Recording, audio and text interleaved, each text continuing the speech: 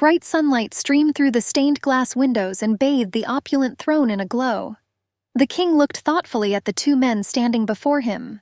The count fervently assured the king that he had loved Princess Hinael for a long time and was eager to marry her as soon as possible. And the prince knew that he only had to choose one of the 5 princesses. However, he liked Hinael more than the others. Undoubtedly, the girl was beautiful.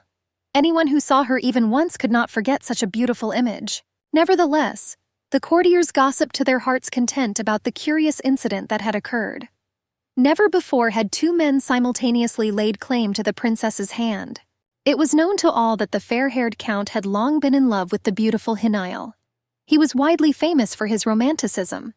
However, it was worth remembering that the kingdom had been defeated by the Tricas Empire, and the king had promised to give one of the princesses as a wife to the Tricas prince. So now everyone was guessing about who His Majesty would ultimately allow to become Princess Hinael's husband. Opinions were divided. However, no one could even imagine that the answer to this question was known exactly to only one person, and that was Hinael herself. After all, she had already seen everything that was happening now. In a past life, somewhere in that life she had already gotten married, and was carrying a long-awaited child under her heart. The pregnancy was not easy. The princess's health was of great concern to her faithful lady-in-waiting Thea. The girl was sincerely worried about her mistress, and she tried with all her might to calm her confidant. But Thea was right. Traveling at such a late stage was very dangerous for the fragile Hinael. But the princess herself chose to leave. For some time now it had become unbearable for her to be in the same house with her husband, and his numerous hobbies were to blame for this. Thea was outraged that the mistress was forced to watch her husband's infidelities, and he openly had fun with his mistresses right in the house. But Hinael took it all very steadfastly, and she was consoled only by the expectation of a child. The young woman was completely immersed in motherhood. She was looking forward to meeting her baby with great impatience. And she was happy that heaven was sending her such a precious gift. The whole meaning of life was concentrated in this child. Listening to the baby's movements, the princess did not immediately notice how something had changed. Meanwhile, the carriage was already standing in place. Suddenly, the door swung open and the face of one of the court officers appeared in the doorway. He demanded that the women get out of the carriage. Thea was indignant. She began to ask why they had to get out in the middle of the road right into the snow. The officer dryly replied that the carriage had broken down. He even offered Hinael his hand, helping her out of the carriage. Thea quickly followed her mistress out. She moved after the princess but was stopped by an officer. The man sternly demanded that the lady-in-waiting remain where she was. This alarmed the princess. Hinael asked fearfully why Thea needed to stay near the carriage. However, the second officer immediately jumped up. They both took the princess by the arms and pulled her to the side. Hinael struggled desperately. The woman reminded the courtiers that she was carrying their master's child. However, she immediately heard another voice, and it made her go cold with fear. Looking up, the princess saw her husband ahead. He said that he remembered everything, and he did not want it to go this far. The girl could not believe her eyes. She considered her husband a rake and a womanizer, but she could not suspect him of cruelty. Hinael asked him in a trembling voice why he was standing in front of her now. It seemed that the princess refused to believe herself, and the man had already come close to her and grabbed her by the shoulders. But there was not a drop of warmth or love in his touch. Looking the princess straight in the eye, the husband told her a terrible thing.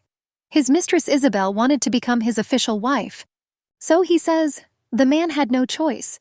He had to make a difficult and terrible decision. As she spoke, her husband slowly pushed the dumbfounded Hinael forward. Without noticing it, she suddenly found herself on the very edge of the snowy cliff. And then the princess rushed forward and screamed. She asked what her treacherous husband had planned, and again reminded him that she was carrying his child. Then the traitor said angrily that she should disappear with her child. It was necessary for his future. Having uttered the terrible words, the man suddenly pushed her in the chest with all his might. The princess, who was standing on the edge, could not hold on. The girl felt emptiness behind her and a cold breath of wind. Hinael screamed terribly. Her eyes widened in horror and the scream suddenly died in her chest. As if in slow motion, she began to fall into the abyss that awaited her. The last thing Princess Hinael saw was her husband's face. It was frozen in a satisfied, victorious grin. The girl took a sharp breath and screamed. She immediately jumped up on the bed, clutching her shirt in her hands. Breathing heavily, Hinael called for her child. her eyes full of tears streaming down her cheeks. The girl felt her flat stomach, not understanding anything.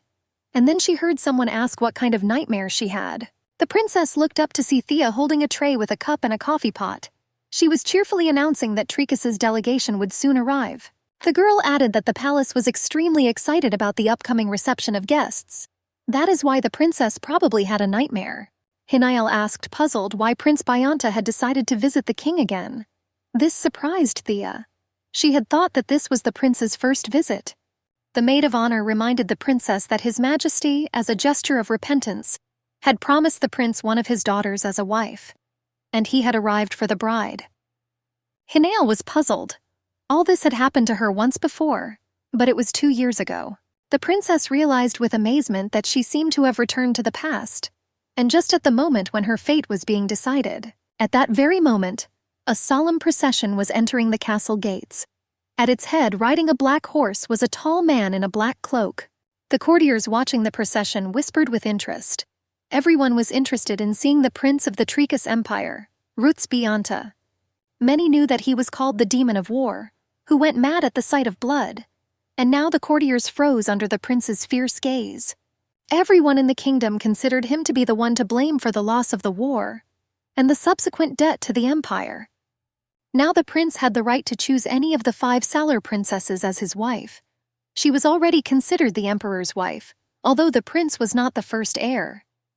Looking at the prince from the balcony, Hinael thought about how 2 years ago everyone sympathized with the prince's chosen one.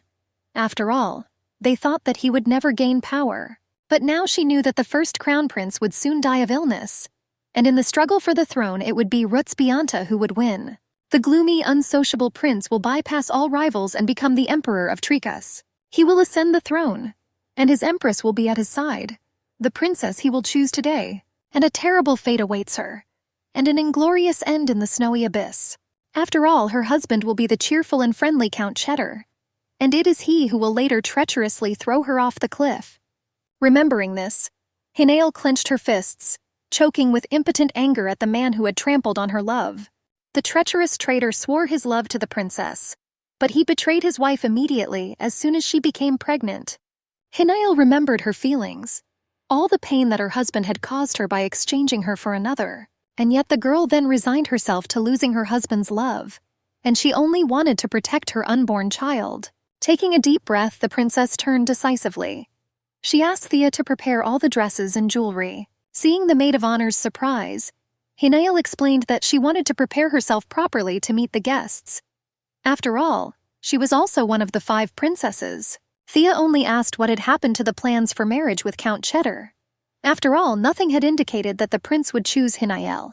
Besides, the maid of honor believed that the king would take care of his daughter and allow her to marry the one she truly loved. And the princess understood that the king also benefited greatly from an alliance with Count Cetera. Therefore, the princess's fate was almost decided. Thinking about his daughter and his own benefit, the king will allow the count to marry Hinael, just as he did 2 years ago. Turning to Thea, the princess asked to choose a more revealing dress and more jewelry. The lady-in-waiting was astonished, for this was not at all like the lady.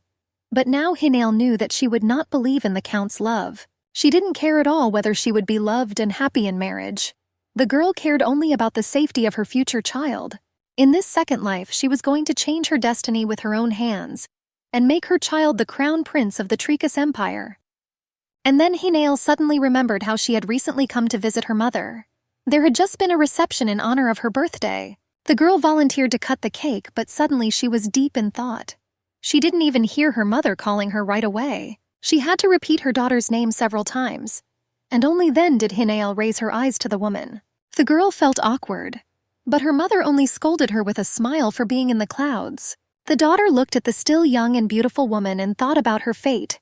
Her mother was a very beautiful servant, and became one of the 5 concubines. And now in this same palace the fate of Hinael herself was being decided. It was expected that Count Cheddar would soon propose to her. The man was an enviable groom. Many noblewomen and even princesses were eager to win his heart. The mother was proud that with all the variety of choices, the count chose Hinael. It seemed that the girl's origin did not matter to him. Then in her past life the girl thought so too. That's why she was happy when she received a marriage proposal. But now everything was different. He now remembered that snowy edge of the cliff and her fall all too well. The man who became her husband mercilessly destroyed the young woman and their common unborn child. Therefore, Hinael had to try hard, and at any cost get an offer from Prince Rutsbianta. This mysterious man had a reputation as a merciless killer who worshipped only the god of war. After his arrival, he never left his chambers. Apparently, he had no intention of taking part in social events other than official receptions. This made Hinael's task more difficult. The girl became despondent, but suddenly she gasped with relief. She remembered that in the past, on the day after her mother's birthday, something had happened. It seemed impossible to forget about it. After all, Rutsbianta had killed a man right in the palace, and now the princess hurried to meet the supposed victim. The talk was about theft. Hidden under a long cloak, the girl informed the guard commander that he was under suspicion. However, the man called it all a misunderstanding. Then Hinael told that the prince's purse had gone missing. It had an embroidered image of a goddess with eyes made of precious amethysts. The commander was taken aback, and the girl added that she knew for sure that the wallet was now in his possession. The princess knew that the very next day Rutz would learn of the disappearance and commit murder, and she was going to use this information. Theft was now to her advantage. So Hinael assured the commander that she had come to clear up the misunderstanding with the prince. She promised to say that she had accidentally found the purse in the western wing of the palace, and she had not returned it earlier only because she did not know who it belonged to. The princess extended her hand and suggested that the commander not be mentioned at all. The purse would be her pass to the prince. The man, trembling with excitement, put his hand inside the lapel of his uniform. Stuttering, he begged for leniency. The commander of the guard asked him to explain everything to the prince and keep this secret. Hinael answered with a smile that he could rely on her. Still shaking and looking around in fear, the man bowed gratefully. Without raising his head and backing away, he quickly moved away, and Hinael stood in the hallway watching him go. The thick carpets muffled the sound of his hurried steps. Clutching the precious purse in her hands, the girl closed her eyes in relief. So far, everything was going as she had planned. A little later, already in her chambers, the princess decided to examine the treasure more closely. The purse was even more beautiful than she remembered. Crafted from scarlet velvet, it was decorated with incredibly fine embroidery and seemed to be a very valuable item. She had heard earlier that Rutsbianta treasured the beautiful almoner stones. The prince tried not to part with his wallet. Rumor had it that the stones were his late mother's. With them in hand, Hinael had every chance of meeting the prince. However, a simple meeting was clearly not enough. It was necessary to somehow attract this person's attention, to interest him. Busy with her thoughts, the girl did not hear the faint rustle. And then she froze, seeing the blade of a sword in front of her. An enraged prince stood before her. The man said coldly that he was going to kill the thief on the spot as soon as he found him, and he asked why the princess would cover for a thief. The frightened Hinael, however, tried to pull herself together and replied that she was simply very curious. This answer did not satisfy Prince Bianta. He still stood before her, raising his sword. And only then did the girl suddenly think that he had somehow managed to enter the closed chambers. Moreover, he had done it completely silently. Hinael stuttered as she tried to ask how the prince had managed to do this. But in doing so, the girl accidentally pressed the purse to her chest. Noticing this, the man suddenly screamed. His gaze became completely insane. The princess froze in place with fear, and he, still screaming, rushed towards her. The prince stretched out his hand as if trying to reach his wallet. His pupils narrowed with anger. Hinael backed away in fear. At that moment, she was ready to believe everything that was said about the prince's bloodthirstiness. Not remembering herself from shock, the girl closed her eyes in fear, and the man's fingers had already touched her hand. A moment later, he had her on the floor and was hovering over her. Without opening her eyes, Hinael could only brace her hands against his chest. The girl tried with all her might to push her attacker away from her. She finally opened her eyes, which were filled with horror. The prince reached for his purse, and his eyes seemed to turn scarlet, reflecting the sparkle of the precious stones. Suddenly, the wallet began to emit an unusual purple glow. The air around it seemed to swirl in a whirlwind. Hinael gasped softly, astonished by the extraordinary sight.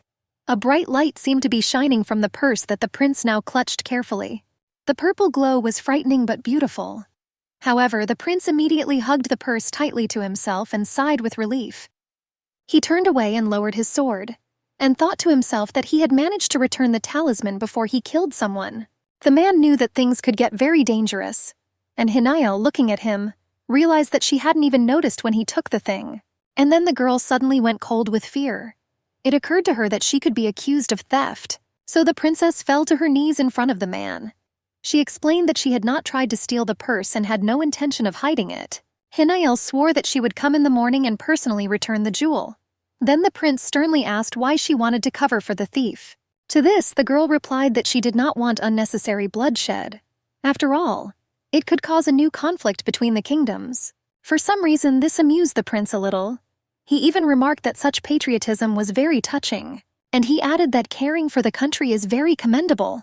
Therefore, it would be worth stopping the attempt to seize the empire. Having said this, the man turned away and walked towards the window. It seemed that he had not yet completely calmed down and wanted to keep his distance. Sitting down on the couch, he began to look thoughtfully at the princess, and he noticed that he had personally cut down too many Salar soldiers on the battlefield. His nostrils seemed to still flare, smelling their blood. This man was undoubtedly a true god of war. Hinael bowed her head in submission and spoke to him. She said that Salar should apologize for his encroachment on the empire. This bloodshed should not have happened. Therefore, the king promised Emperor Trakasa to give one of the 5 princesses as a guarantor of peace. Prince Rutz knew about it, and he replied that the king felt sorry for Princess Selah. That's why he offered the illegitimate daughter. Rumor had it that the king had 5 daughters, all born to concubines, and the prince rightly assumed that this was one of them. Hinael did not deny this, and only asked if the prince had any preferences in choosing women. The man seemed stumped by this question, and the princess remembered that in his past life he always chose women at random. According to rumors, Prince Rutz was not very interested in women. All he wanted from his wife was an heir. The life of his chosen one in the past life was boring and dull, but her child became the crown prince of the Trikas Empire. Hinael thought about her child and her future, and she resolutely asked the prince to choose her. This sudden request shocked the man. He asked again as if he could not believe his ears, and Hinael sat on the floor at his feet, and humbly lowering her head, she said that she wanted to turn to him with this request in the morning. She promised that she would do whatever His Highness asked. He only had to choose her, the man thought. Minutes passed in tense silence, and suddenly a slight smile touched his lips.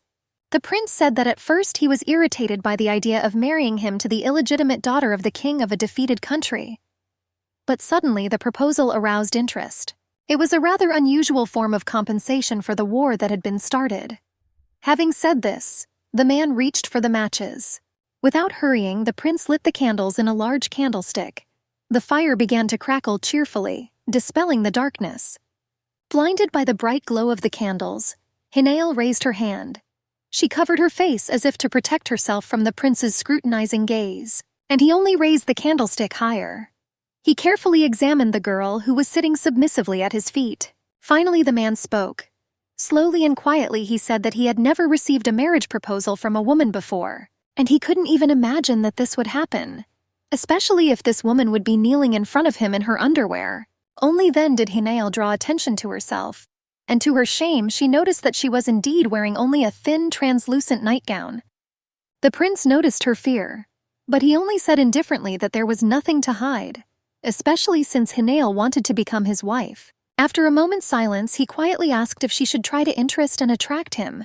The implication in that question seemed to electrify the air in the room. The girl did not move. She was still sitting on the floor at the prince's feet and looking at him. Again and again, Hinael thought that she simply had to change her fate. She remembered its outcome too well. She was ready to do a lot to survive and to meet her child. The princess slowly rose to her feet, walking slowly towards the man. She touched the thin strap of her shirt on her shoulder. She had to be completely different now.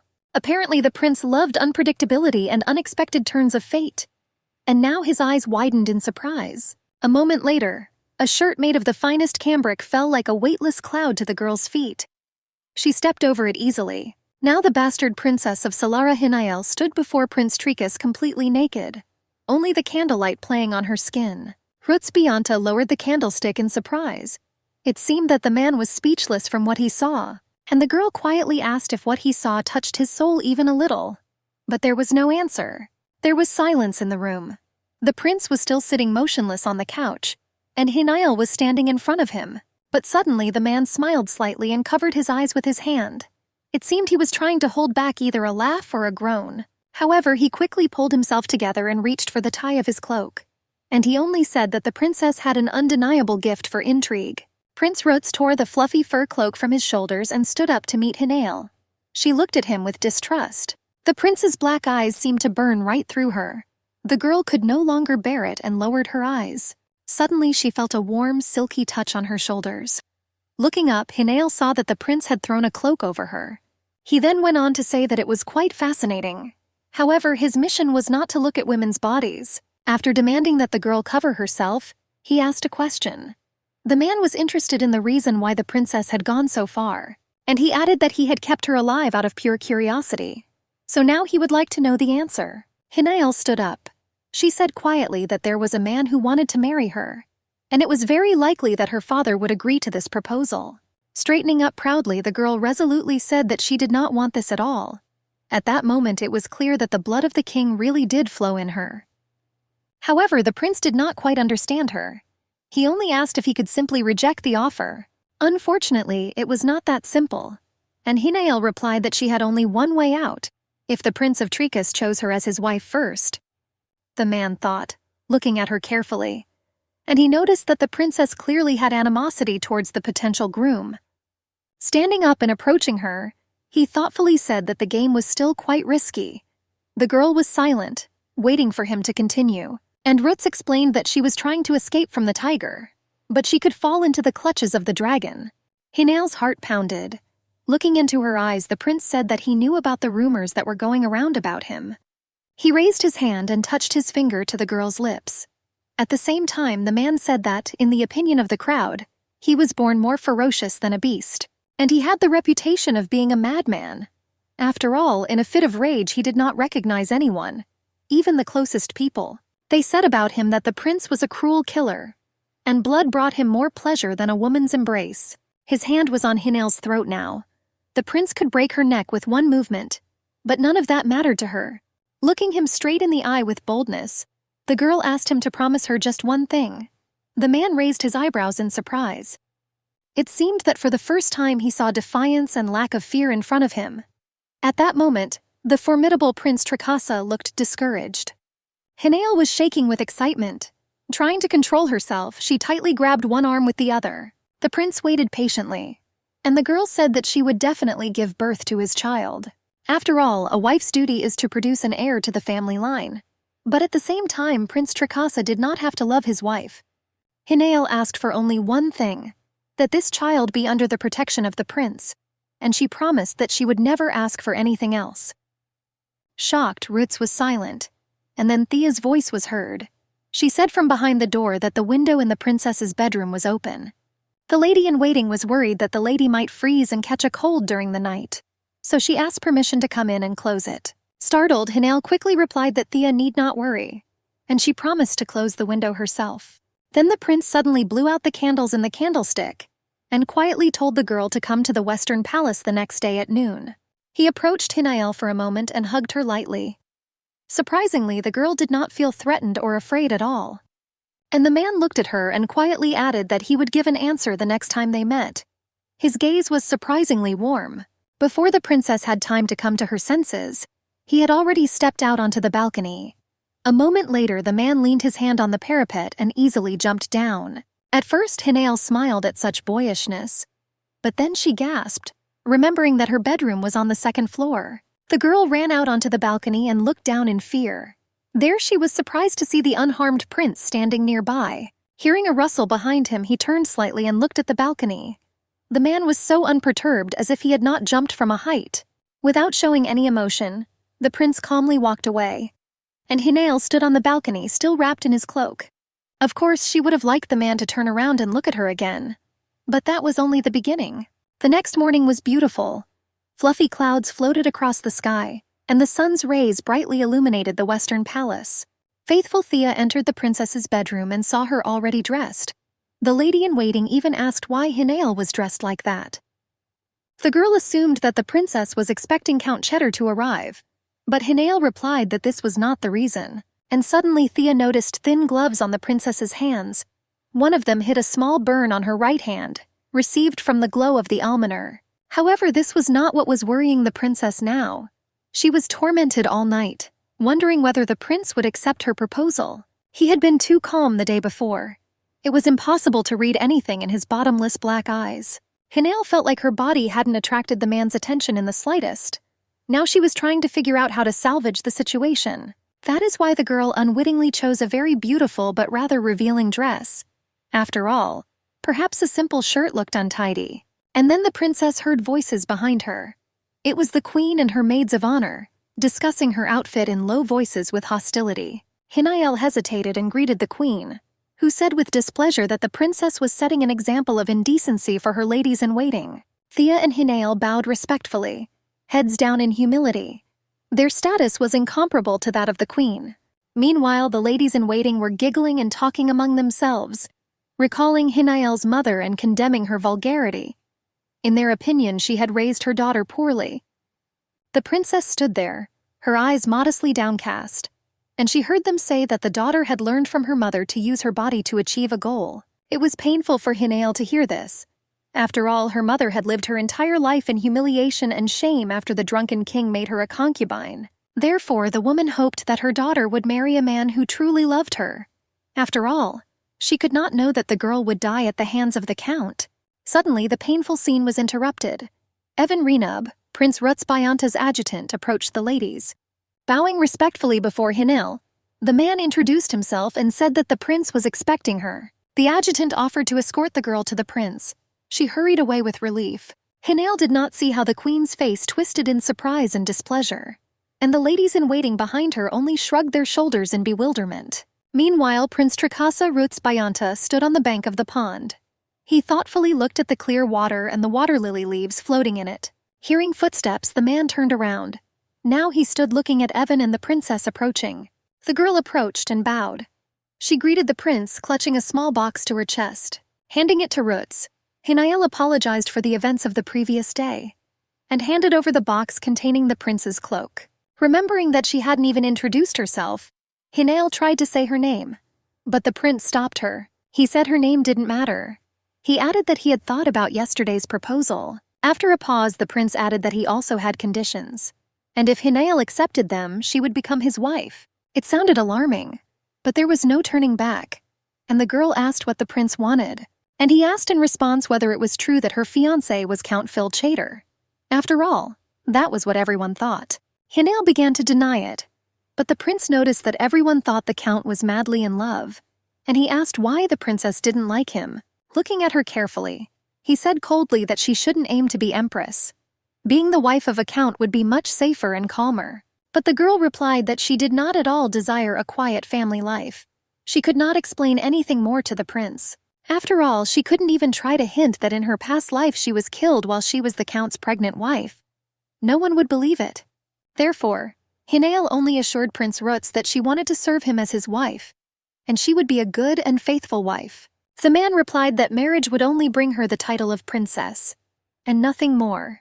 In addition, she will be able to give birth to an heir, after which the prince does not intend to touch her or even just communicate. At the same time, the heir will not receive the slightest share of power. Apart from the title and protection, the child will receive nothing. These were all the conditions of Prince Trikas. He spoke very clearly and honestly and asked if Hinael accepted them. The man seemed to expect her disappointment. However, the princess smiled happily and replied that she would gladly accept them. This puzzled the prince greatly. He even rubbed his forehead in confusion, but he still nodded in agreement. After a moment of silence, the man added that he would make her an official proposal the next day. Hearing these words, Hinael gasped with delight. She thanked the prince warmly, and immediately promised to devote herself to him entirely. Ruts looked at her, puzzled. The girl looked as if he had just saved her life. After the prince released her, Hinael hurried back to the palace. Nearby, she saw Thea waiting for her. The maid of honor immediately rushed to meet her. The girl excitedly asked how everything went. It seemed that everyone around already knew that Prince Trakasa had invited Princess Hinael to a meeting. The girl assured Thea that everything had gone well. However, the lady-in-waiting was a little worried that Count Satir might become jealous upon learning of the conversation. She had no idea of her mistress's intentions, and Hinael suddenly thought sadly about the inevitable separation from Thea. After all, She did not want to take her maid of honor to such distant lands. It would be very difficult for the girl there. So separation was only a matter of time. Thinking about this, Hinael took her friend's hands. Thea noticed that the lady had become sad, but the princess explained it as only nervousness because of the upcoming wedding. Then the maid of honor hastened to reassure her and asked her not to worry. Thea was going to make sure that her mistress was the most beautiful, and she expected the count to completely lose his head. After all, no one can resist the beauty of Princess Hinael. The next day, preparations began at dawn. The palace was still immersed in the morning twilight. In the princess's chambers, Thea gazed in fascination at an unusually beautiful set of jewels. The stones on the crimson velvet sparkled dazzlingly. These were the jewels of Hinael's mother. The king had once given them to the woman, and now she had passed them on to her daughter. This once again convinced the princess that her mother wanted her to be absolutely dazzling on this day. After all, this was the only gift from the king. Soon the courtiers and numerous guests began to gather in the huge luxurious hall. Candles burned brightly, reflected in the mirrors. Hinael also entered the hall and stood at the entrance, embarrassed. She was a little unsure whether the outfit was too revealing. Suddenly she heard a sarcastic voice. Sighing, the girl raised her head. She already knew who she would see in front of her. It was Sayla, the emperor's legitimate daughter. The girl always behaved extremely arrogantly, emphasizing the difference in origin. Hinael bowed to greet the first princess, who noticed that the girl looked different today, and she asked if Hinael was nervous. In Sayla's opinion, the count could very well change his mind and not propose. The girl was silent and only thought how mortally tired she was of such mockery. And Sayla finally left, accompanied by her maids of honor. Hinael had already breathed a sigh of relief, and then she heard Count Cheddar's voice behind her. He noticed that he barely recognized the princess. Turning around, the girl immediately met his gaze. Fear and anger at the scoundrel immediately surged in her soul. Meanwhile, he couldn't take his eyes off Hinael's very revealing cleavage. In addition, his mother's beautiful jewelry sparkled on the white silk. The man's eyes were greedily ablaze, and it was completely unclear what attracted his attention more, the forms or the jewelry. The girl felt awkward under this greedy gaze. She did not want to attract the count's attention at all, so Hinael casually covered her chest with her hand. However, suddenly the count grabbed her hand rather roughly. The princess gasped in surprise, and the man was already interested in the burn from the almoner and asked questions. Hinael tried to casually explain it away by saying that she had scratched herself on a branch. She couldn't understand the count's sudden outburst of anger. Meanwhile, he demanded that the princess's maid who had caused the scratch be punished, as if the girl's body belonged to him. Noticing Hinael's surprise, the count calmed down a little. He immediately pretended that he was simply very worried about the princess's delicate skin. Looking into her eyes, the man brought a gentle hand to his lips. However, his touch was too unpleasant. The girl couldn't hold back and abruptly pulled her hand away. It seemed as if the trace of the treacherous count's lips was burning her. Some of the guests noticed the emerging conflict. Having recognized the princess and the count, the guests began to whisper. No one understood what had happened between them. But the count did not want any extra attention and immediately assumed that he had done something wrong. The princess no longer hoped to escape his annoying attention. Suddenly, a familiar voice was heard. Prince Tricus Rutsbianta approached them with a determined gait. His eyes looked firmly and confidently from under his dark hair. As if not noticing the stunned count, the prince stopped in front of Hinael and said, looking straight into her eyes, that he had been looking for her everywhere. After that, the prince carefully took the girl's hand. The scar from the burn by the almoners still showed white on her thin skin. Noticing him, the man said with regret that the princess had gotten hurt because of him. At the sight of this, Count Cetera turned pale with anger, and the prince had already bent over Hinael's hand and brought it to his lips. At the same time, he quietly asked her to forgive him. Suddenly, the count stood between them. With a sharp movement, he literally tore the girl's hand from the prince. He narrowed his eyes angrily in response and asked in an icy tone what it was. Count Cheddar merely grinned smugly and declared that northern etiquette differed significantly from the local one. After all, in the kingdom of Salar, it was not customary to kiss the hand of a stranger, especially if it was a woman. To this, Prince Rutz remarked that he was quite surprised. It was strange that the inhabitants of the kingdom were so concerned about manners, and at the same time they invade someone else's territory without declaring war. Having said this, the prince firmly grabbed Count Cetera's hand.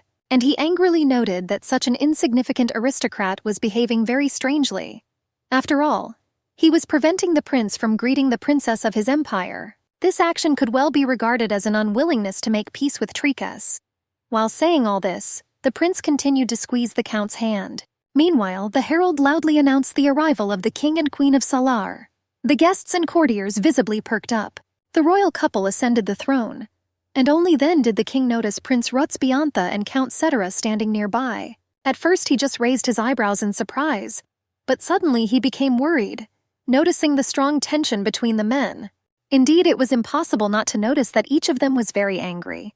And Princess Hinael, who was standing behind them, was confused and upset. Then Prince Tricasa spoke up. He said that he wanted Princess Solara to be presented to him at the banquet. This surprised the king greatly. It seemed that he was completely unprepared for such a turn of events. Here Count Cetera entered the conversation. The man reminded that he had already spoken with the king earlier, and he promised to give an answer today. Phil Cheddar announced that he wanted to marry Princess Hinael. The girl turned cold, realizing that the count had already received the king's consent. She sadly hung her head, thinking that it was all over. But then Prince Rut spoke. He firmly said that the situation was unfortunate, but nothing could be done about it. After all, he too was eager to get Princess Hinael. The king was amazed.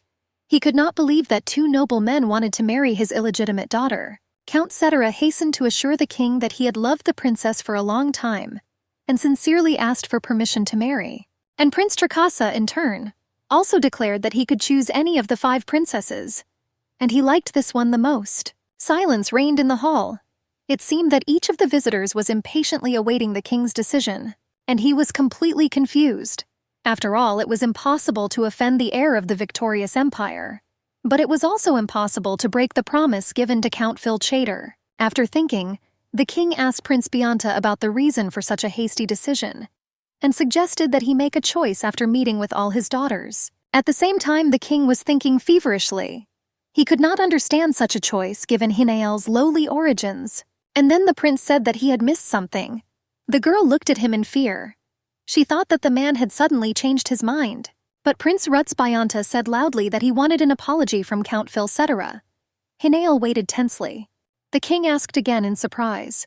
He could not believe that Count Cheddar had shown disrespect to the prince of the Tricas Empire. And the prince declared that he was going to burn down the Salar Palace and take all 5 princesses into slavery. He had restrained himself only because his father had ordered him to. But now the count of the defeated country had dared to show disrespect to the victor. Moreover, in the prince's opinion, Count Sitir was trying to interfere with the affairs of the Tricas Empire with his proposal. The king frowned sternly. He understood that the peace agreement could not be violated, so he reproached the count and ordered him to apologize immediately. Count Phil Cheddar was furious. However, he bowed his head and admitted that he had shown disrespect. He also asked that his anger be put aside for the sake of the banquet. Hearing this, the prince looked at Hinael and said that the impression could be corrected in only one way. The man hugged the princess around the waist and announced that he wanted to marry the one he had chosen. Hinael clung to him with relief, and the prince added that he would then be able to ask for the insolence of the Count of Salar. The guests began to whisper, and Count Phil Cheddar stood opposite, white with rage. His eyes flashed lightning, and then Hinael's mother ran out of the crowd. She rushed to the king and began to beg him not to do this to her daughter. The woman clenched her hands until they hurt, and tears ran down her cheeks. But the prince suddenly said that he did not intend to harm the girl, and he added that the day before he had lost something extremely valuable to himself, which he had been able to find thanks to Hinael. Now he considered her a benefactor. Therefore, he promised to value and take care of the princess in Tricas. After all, she was the only one who attracted his attention in the kingdom. Saying this, the prince gently hugged the girl by the shoulders, and she thought that this was much better than if she were taken away by force, especially in front of her mother. Then the king loudly declared that from now on, Hinael Flake was obliged to serve His Highness with all her heart, for the sake of peace and prosperity between the states. The princess obediently lowered her head and quietly thanked the king, and inwardly she rejoiced, because she had achieved her goal. After the king's statement, everyone around relaxed. The guests began to make a joyful noise, and only Count Cheddar continued to flash his eyes madly. The prince, noticing this, thought that the annoying impudent fellow had already become quite annoying, And then a good idea came to Rutz. He quietly told Hinael that he regretted separating the Count from his bride, so he offered to find him a match right away. The girl looked at him with fear and surprise. She did not yet understand why the prince would choose a wife for Count Cetera, and Prince Tricasa had already extended his hand and said that this was a good offer, and the Count could choose any princess as his companion. The insulted Count Phil was furious. He almost shouted that he wanted only one, but Prince Rutz Bianta ordered the Count to make a choice in an icy tone. It was clear from his expression that there were no other options. The Count clenched his teeth. But then, unexpectedly, the king also said to do as Prince Bianta said. The ruler told her not to be too upset. After all the king's daughters were smart and beautiful. Then the Count took a deep breath and lowered his head. Without looking, he extended his hand and announced that he chose her. Seeing who the Count's finger was pointing at, Hinael covered her face with her hands. She was stunned by Phil Cheddar's choice. Before them was Me, one of the princesses. It was she who in her past life became the wife of Prince Rutz Bianta and later the Empress of Tricas. But now everything has changed, and Hinael herself has become the prince's wife, and Me has become the chosen one of Count Cheddar. The princess realized that her fate had changed completely radically. This caused mixed feelings in her soul.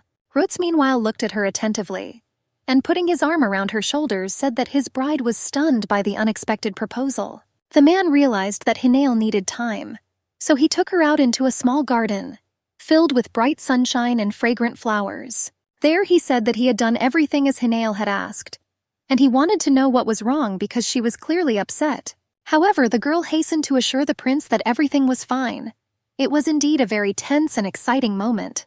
Hinael was overwhelmed with emotion at the fact that she seemed to be saved from marrying the Count, so she sincerely thanked the prince. He nodded in satisfaction and sat down on the next bench, crossing his legs.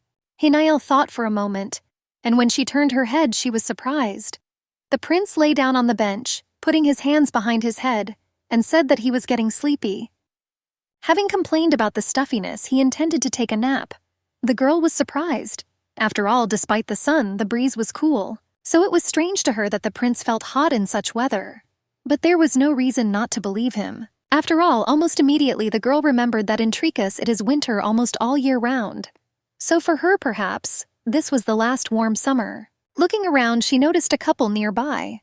The man was carefully hugging his companion's shoulders, supporting her. Apparently, the woman was in the last stages of pregnancy. This was the period when the body becomes heavy and clumsy. However, all the inconveniences faded in comparison to the anticipation of meeting the baby. Hinael sadly remembered how she had been impatiently awaiting a miracle. Her heart ached with pain, and the girl's eyes suddenly filled with tears. And then she heard the prince asking why she was crying. The princess quickly turned away and wiped her eyes. She was sure that the prince was asleep, and he was already anxiously asking her about the reason for her disappointment. Hinael stumbled and tried to come up with an excuse. She said she remembered her mother. That's why the tears came. Then Rutz realized that the fair-haired concubine who had begged the king for Hinael was her mother. The girl did not deny it. She said that her mother was a servant in the palace, and after the birth of her daughter she became a concubine. But she did not enjoy the king's favor. Finally, Hinael added that she thought about how sad her mother would be without her in the palace. Rutz listened attentively. Then he asked if that was why she was called the incomplete princess. The girl confirmed that it was because her mother was a servant.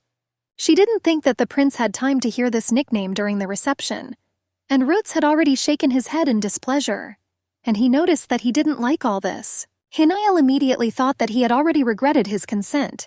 It seemed that she had been wrong to tell the prince that she was illegitimate. Clenching her fingers in excitement, the girl thought that everything was true. After all, sooner or later the prince would have found out about everything, and she only hoped that he had not changed his mind. And Rutz suddenly said something strange. He called the king who got drunk and seduced the maid a real dog, and he was clearly angry. After all, because of one person, two others suffered, Hinael herself and her mother. Therefore, the prince noticed that he did not like many things in the kingdom. The man was not happy with the climate and the customs were outrageous, so he said they would leave immediately after the wedding ceremony, and he suggested that Hinael spend the entire time before leaving with her mother. After all, the prince did not intend to return to Salar anymore. The girl sheepishly agreed.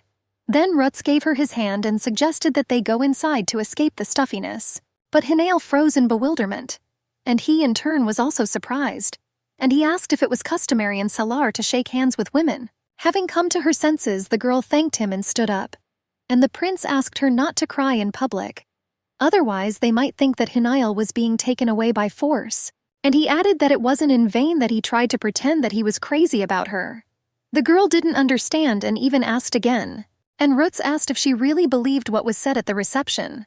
After all, there were rumors about the princess's imminent engagement. So he had to insist. It was easiest to say that the prince was madly in love. It would be much worse if the girl's mother decided that the northern barbarian was taking her daughter away by force. Hinael immediately noted with gratitude that the prince was taking care of her mother. But he only answered reservedly that he simply could not stand women's tears. Despite this, the girl looked at him gratefully, and still thanked him for his sensitivity and care. However, Rutz sternly replied that it was not about her. He had arrived as part of a peace delegation. Therefore, the issue had to be resolved peacefully. At the end of the conversation, the man asked her not to talk too much and finally go inside, away from the heat. Upon entering the palace, Hinael immediately noticed Mie. She was standing alone against the wall, looking at the beautiful flowers in a vase that decorated the hall. The princess came closer and called out to her sister. She immediately turned around. Mie modestly lowered her eyes and, having greeted her, hurried to congratulate her sister on her marriage. Hinael responded in kind. Mie was 3 years younger than Hinael. Born to the 4th concubine of a lowly family, she was quiet and obedient. The girls liked each other. That's why Mie felt awkward now. She asked her sister for forgiveness because she didn't know about Cheddar's upcoming proposal. Hinael immediately rushed to calm her sister down. She had nothing to apologize for. Although everyone thought that the princess and the count were in love, Hinael replied that these were just rumors, and assured that she was happy to become the wife of Prince Bianta. And Mie happily shared that she had always dreamed of a count. This surprised Hinael a little, but Mie suddenly revealed that this had always been her childhood dream. She could not have hoped that everything would turn out like this. Then the princess thought that maybe it was all for the best. After all, if Mie had always been in love with Count Cetera, then everything could work out. However, it was worth remembering that their fates had changed so dramatically. This meant that Mie could have become the same victim of the count. This alarmed Hinael. She hadn't meant any harm to Mie. And then Phil Cheddar suddenly appeared in front of her out of nowhere. The man said he had something to discuss with her and wanted to do it alone. The princess did not want to be alone with the count at all.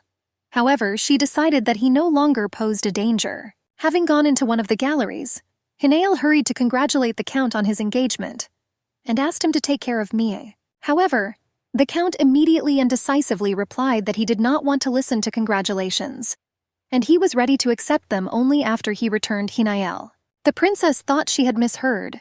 She reminded Cheddar that the decision had been made by the king and could not be changed. However, the count, grinning smugly, replied that he did not intend to give up so easily, and asked him to simply be patient for a little while. He held out his hand to Hinael, looking at her with a carnivorous expression. Now it reminded her of the paw of a disgusting spider, and the count took a lock of her hair and pressed it to his lips. At the same time, he firmly declared that he would definitely save the princess, and he added at the end that she belonged only to him. These words sent chills down the girl's spine. She hurried to push the count's hand away, and replied that he was simply drunk. Therefore, it would be better to assume that she had not heard anything. Having said this, Hinael hurried away. Turning around and rushing away from the impudent man, the girl only hoped that he would not follow her. Turning the corner, she almost bumped into Prince Rutz Biantha, who asked her discontentedly where she was running to, and Hinael rushed to him with relief, and said that she was just looking for the prince. He was even a little surprised, and the girl, taking him by the edge of his cloak, added that she would like to continue their conversation. The man looked at her in confusion. Hinael was embarrassed. She couldn't admit that she wasn't ready to do anything, just to get away from the annoying count. So she tried to think of a topic for conversation in confusion. And then Count Cheddar appeared from around the corner. He looked at Hinael with such a greedy gaze that he could not remain unnoticed. The prince didn't like this at all. It seemed the impudent fellow needed to be taught a lesson. Suddenly the man offered his hand to Hinael. She was confused but placed her fingers in his palm. At the same time, very opportunely, music was already playing in the main hall. Numerous couples were dancing. Prince Rutz Bianca cheerfully noticed that his bride seemed bored, so he suggested that she also give in to the dance. The king was delighted. He thought dancing to celebrate the conclusion of peace was a wonderful idea. However, the prince immediately added that dancing alone is not interesting, and he suggested that two couples preparing for the wedding should go out onto the dance floor at once. The count angrily pressed his lips together and Mi gasped joyfully. The king declared it an excellent idea and called it a symbol of the unity of the two powers. Meanwhile, the musicians had already moved on to the next dance. The violins sounded softly, intertwining with the melody of the harp. Holding Hinael's hands in his, the prince led her to the center of the room. They looked unusually harmonious together. As the princess danced, she caught Prince Rutz's gaze every now and then. His black eyes looked thoughtful and a little sad, and Hinael thought that it was all just a game. But she still felt a little ashamed. The numerous guests who watched the dance found the prince to be very skilled in dancing. The northern man turned out to be more attractive than many southerners, and Hinael was spinning around in Prince Tricas's arms with abandon. She understood what he wanted to show everyone with this public performance. Everyone, and especially Count Cheddar, had to remember the prince firmly, and that Princess Hinael now belonged to him. However, during one of the pirouettes, the girl caught the count's furious gaze. It seemed that the prince's trick had the opposite effect. The impudent man kept his eyes on Hinael, and Mi looked embarrassed and sad next to him. And then suddenly Rutz quietly said that he understood Hinael's antipathy. The man already felt as if the count's gaze would pierce him through and through. The girl apologized and asked to be patient a little longer, but the prince gently said that it was she who should be patient. Hinael did not understand what he meant, and the last thing she could expect from the prince was what he would do a moment later. And the man suddenly grabbed her waist with his hands and easily lifted her into the air, holding her above his head. The girl was confused. Stuttering, she asked His Highness to lower her onto the parquet floor. The prince asked if she really wanted this, and nodded in agreement. When he suddenly put the girl down, the toes of her shoes ended up on his feet. Hinael was embarrassed. She quietly pointed to the prince's feet, but he, pressing her to himself, made an incomprehensible face, and only answered that he had put her down. Now they were much closer to each other than ever before, and the prince said that he wanted to be very close. Hinael looked at him with concern. She knew that the prince was doing all this for the sake of the guests and the count who were watching them, and indeed all those present noticed the extraordinary courage and frankness of the northern men. Their couple certainly looked in love. It all looked very romantic, and only Count Cheddar continued to incinerate the prince with his gaze. The man couldn't help but notice the angry expression on Phil Cheddar's face, and he smiled with satisfaction. A moment later, Prince Rutz leaned towards his bride. His face was so close now that Hinael could even feel his breath. Before she could even come to her senses, the man pressed his lips to hers in a tender kiss.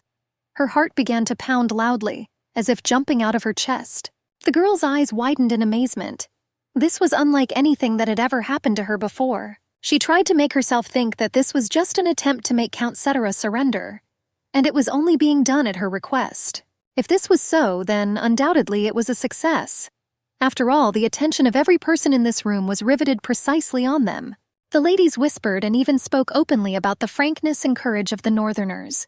Each dreamed that her man would express his feelings in the same way. On this day, Prince Rutz Bianta astonished everyone. Previously, he had a reputation as a ruthless killer who showed no interest in women. However, this time he was very persistent, and invited the princess to the Western Palace for the first time. It seemed to be love at first sight. Time seemed to stand still. The prince still held Hinael in his arms, and Count Cheddar did not take his furious gaze off them. Soon the wedding ceremony took place. According to custom, it had to be held before the fire god Nuska. The high priest handed the servant a plate with branches. It was willow bark, a symbol of life force. She was supposed to forever bind the destinies of the spouses and lead them along the path of eternal blessing. The attendant tied the hands of Prince Rutz Bianta and Princess Hinael with shoots. He noticed that the willow also opens the gates of the mother's womb. His words echoed in the girl's ears like a painful spasm. Pain pierced her heart. She firmly decided that in this life the child would definitely stay with her, and this time she would definitely be able to protect him. Hinael pressed her lips together, thinking that she would never miss her chance. She even slammed her fist on the table. The prince noticed this and looked at her with surprise. Quietly and caringly, the man asked what was happening to her. He clearly noticed that the girl was shaking all over. The princess apologized and replied that she was just very nervous. The priest laid his hand on the willow branches. Now they were to be given over to the flames given by Nuska. However, when he touched Prince Rutz's hand, the man suddenly pulled his hand away, his face distorted with fear. The high priest felt an incredible energy coming from the prince of the Trikas Empire, and Rutz raised his black, bottomless eyes to him. Then the priest ordered the servant to bring Nuska's tears. He even opened his mouth in surprise. He had never seen a sacred relic used during a wedding before. This was a first. The king, who was present at the ceremony, became visibly alarmed. He asked the high priest what was going on and what difficulties had arisen, and he looked angrily at the newlyweds in response. The expression on the face of this man with white hair and a hooked nose did not inspire hope. After a moment of silence, the high priest declared that the prince was emitting dark magical energy. Hinael was shocked. She had only heard of dark magic before. The girl thought about Roots being the prince of the empire. And how could the owner of dark power enter the sacred temple? And the priest firmly said that the dark magic that the prince possessed was a serious obstacle, and this marriage could not be concluded. The prince's lips twisted into a grin. He even chuckled at such a ridiculous assumption. The prince firmly and confidently declared that this was the first time he had encountered such slander. And at that moment, he quietly put his free hand in his pocket. The prince and princess were still standing before the priest, but Hinael noticed Roots Bayanta take something out of his pocket. Their hands were still tied to the willow shoots, but with his free hand the prince transferred a large precious stone to his other hand. Noticing this, Hinael was puzzled. She recognized the shine of the almoner, and wondered why the prince had to take it out now. She said nothing, and the man had already clenched the stone tightly in his fist, so tightly that even a drop of blood appeared from under his thumb. The prince declared that this marriage was nothing more than a tribute paid by the defeated Salar to Trikas, and that interrupting the ceremony would be a breach of duty. However, the high priest replied that Nuska's tears would clear everything up. He then dipped his fingers into the vessel the minister had brought. The king tried to stop him. The ruler understood that the prince might consider being doused with water as the greatest insult, but the priest said that he had followed Nuska's will all his life, and since acquiring his almighty power, he had never made a mistake in recognizing magic. He splashed holy water right in the prince's face, and shouted that when water comes into contact with evil energy, soot appears. But the prince calmly replied that this was the priest's first mistake, and he began to shout that this could not be. Roots Bayanta calmly wiped his wet, clean face and declared that he was not concerned about the priest's mistakes, but he would have to answer for the insult. And the high priest again began to insist on his rightness and shout that it was unthinkable. The king tried to stop him. Then the prince gloomily declared that he would not tolerate the insult any longer, and he demanded that the ceremony be completed. The king agreed. He ordered the priest to apologize immediately and continue the ceremony. After all, the prince could not wait forever. The priest hung his head in dejection. Meanwhile, a servant approached the couple and respectfully wiped the prince's face, and the maid of honor helped Hinael tidy herself up. No one except the girl saw that the prince was clutching the almoner in his hand all this time, and Hinael was very interested in why he needed it. The ceremony was finally over. Afterwards, the prince proceeded to his chambers in the Western Palace. There, the faithful Evan Renub was already waiting for him. He immediately asked what had happened at the ceremony. After all, there was a rumor that the king had paid a new tribute. But the prince did not wish to talk about what had happened. He only said dryly that they were leaving Salar that very night. Evan was amazed, and the prince began to take off his shirt in irritation, tearing the fasteners. There was still dark blood on his finger.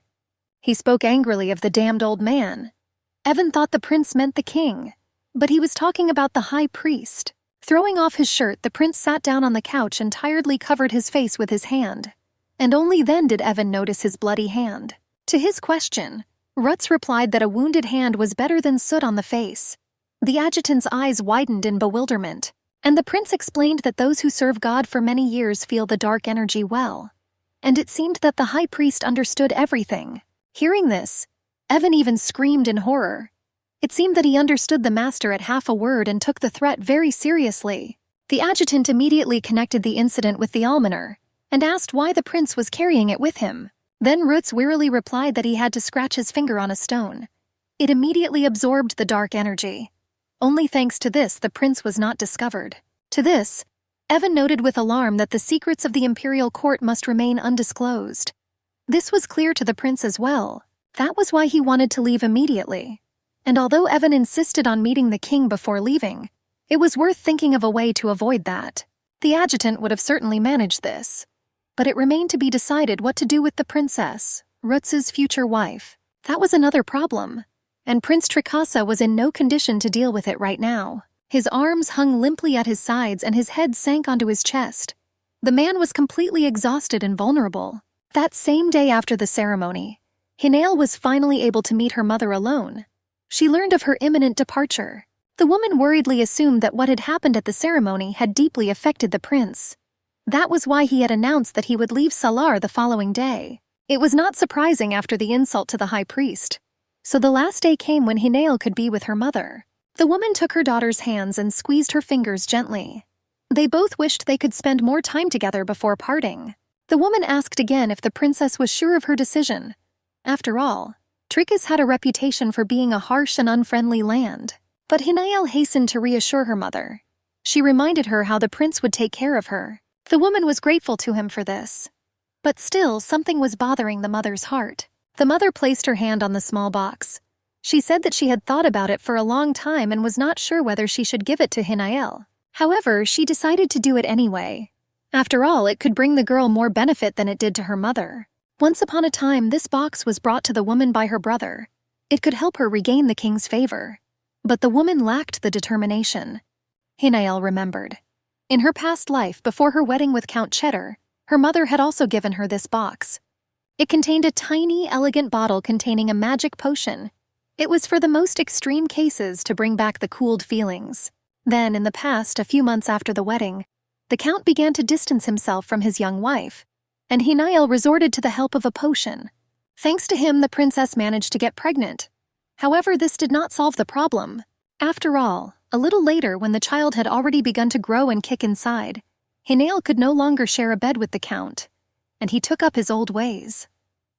Now everything could be different. So the girl carefully took the box in her hands and clasped it with her palms. She thanked her mother and asked her not to worry about her. After all, Hinael, remembering her marriage to the Count, was going to become completely different. She had to be a worthy wife and serve Prince Bryant faithfully, but never allow herself or the child to be harmed. The women spent some more time together, but it was time to part. They hugged each other tightly, and the princess promised to write to her mother. The next morning was bright and clear. Birds sang in the tree branches as if wishing the princess a safe journey. The entire Trikas delegation had already gathered in the palace courtyard. There were also a few people seeing them off. Almost everyone was there. Only the most important person was missing. Prince Bianta had not yet left the palace. The king stood before Hinael and looked at her sternly. Behind his shoulder stood the girl's mother, unable to hold back her tears. The ruler reminded the princess of her purpose. She was to become the guarantee of peace between the powers and protect it in every possible way. Therefore, the king hoped that there would be no disagreements between the spouses. Hinael, lowering her head, replied that she would try her best. She thought that even now he was first and foremost a king, not a father. And then the ruler reported that the prince had already left alone the day before. Hinael knew nothing about this and was surprised. And the king complained that the prince was furious about the priest's actions, and he asked the girl to calm him down. The princess promised to do everything she could, but in her heart she was saddened by the prince's hasty departure. Finally, the mother came up to her and took her hands. Bursting into tears, the woman asked her not to forget to write to her. After saying goodbye, Hinael headed to the carriage. The prince's faithful adjutant, Evan Renub, helped her inside. It was he who was supposed to accompany the princess. As she was closing the door, the girl heard someone calling her. She turned around in surprise at the voice. Princess Mi ran up to her out of breath. She had learned of the departure at the last moment and had barely made it in time. The girl said that she always wanted to communicate more with Hinael, but she did not have the courage to offer her sister friendship. And now, just before leaving, she finally made up her mind. After all, the girls might never see each other again. Then the flattered Hinael replied that they could very well start being friends right now, and asked if Mi could write. She happily replied that she would answer the letters immediately. The girls happily hugged each other and said goodbye. Finally, all the preparations were finished. The carriage set off and slowly drove along the road between the thick trees. Meanwhile, inside, Hinael was asking Thea to calm down and stop crying. After all, the girl couldn't calm down. Before leaving, the princess told her lady-in-waiting to stay in Salar. but she categorically refused. And now she was upset that they wanted to abandon her. Faithful Thea did not want to part with her mistress, and she even said that she would not let her go anywhere alone, blocking the passage with herself. Hinael gave in. Now she explained that she had not wanted to condemn Thea to suffering far from home, but that was not why the girl was crying. She was sorry that the prince had gone alone. Hinael was surprised, and Thea said that the groom should not leave the bride alone on the first wedding night. Even anger could not be an excuse. Smiling, the princess reminded him that it had originally been a marriage of convenience. However, Thea believed that the prince's behavior at the ball spoke otherwise. To this, Hinael replied that she was trying to appreciate at least the day when she was treated well. And to herself, she thought that she had gotten rid of the count. This was the most important thing. So the princess promised to accept even if her husband was cold to her later. Thinking about this, the girl looked out the window at the passing landscape. And then someone knocked on the glass from outside. Hinael tensed. But it was Evan Renub, who had been instructed by Prince Bayanta to deliver a message to the princess. The girl looked at him in surprise. It should be noted that her family life began very unusually. At the same time, in the mansion of Count Cetera, a servant delivered a message to the count. It said that the prince was not in the delegation. Princess Hinael left alone. According to some sources, the prince was at the Duen estate at the time. The count was interested in this information. Apparently, the rumor that the prince had left the previous night was true. This news made Phil Chater very happy. His lips spread into a happy grin. For him, this was very good. After all, it meant that Hinael had not yet had time to share the prince's bed. Meanwhile, Evan was telling the princess their plans for the day. They had to leave until late at night. According to the adjutant, the prince had already reached the border region of Duen. The delegation was also supposed to stop there for the night. At the same time, the prince asked to convey his apologies to Hinael. He had to leave suddenly on urgent business. In fact, the man simply passed out from exhaustion after the ceremony. But Evan couldn't tell about it. The princess realized that her husband's sudden departure was not due to anger at the high priest. This was good news. She thanked Evan. He added that they would have to sail to Tricas by ship, so he advised her not to eat much to avoid nausea. Hinael tried to remember the advice of the adjutant, and sincerely thanked him for it. After all, Tricas knew too little about the empire. Meanwhile, faithful Thea heard their entire conversation, and she noted to herself that the reason for the prince's departure was not anger. Hinael noticed the satisfied look of the lady-in-waiting and asked if she felt better after this news. A little later, the delegation arrived at the Duen estate. The carriage stopped in the square in front of the large castle. The princess opened the door with interest. The road had tired her, but curiosity prevailed. Evan gave her his hand, helping her out. A line of servants lined up in front of the visitors. Everyone was rushing to greet the honored guests. The owner of the castle, Viscount Duane, came forward.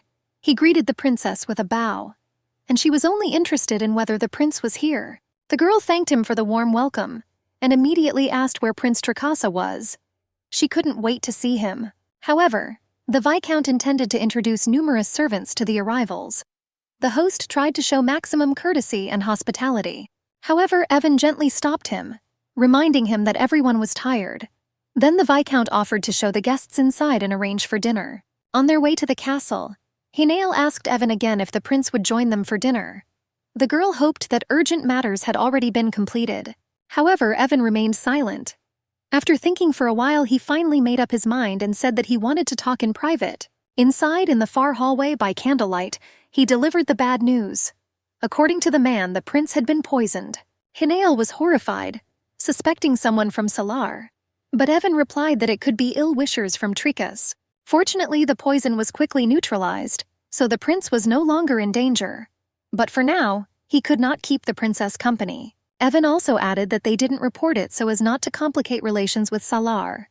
Therefore, they referred to the unsuccessful ceremony. Hinael was worried about the prince's current condition. Evan replied that he still needed rest, so the princess had a room next door prepared.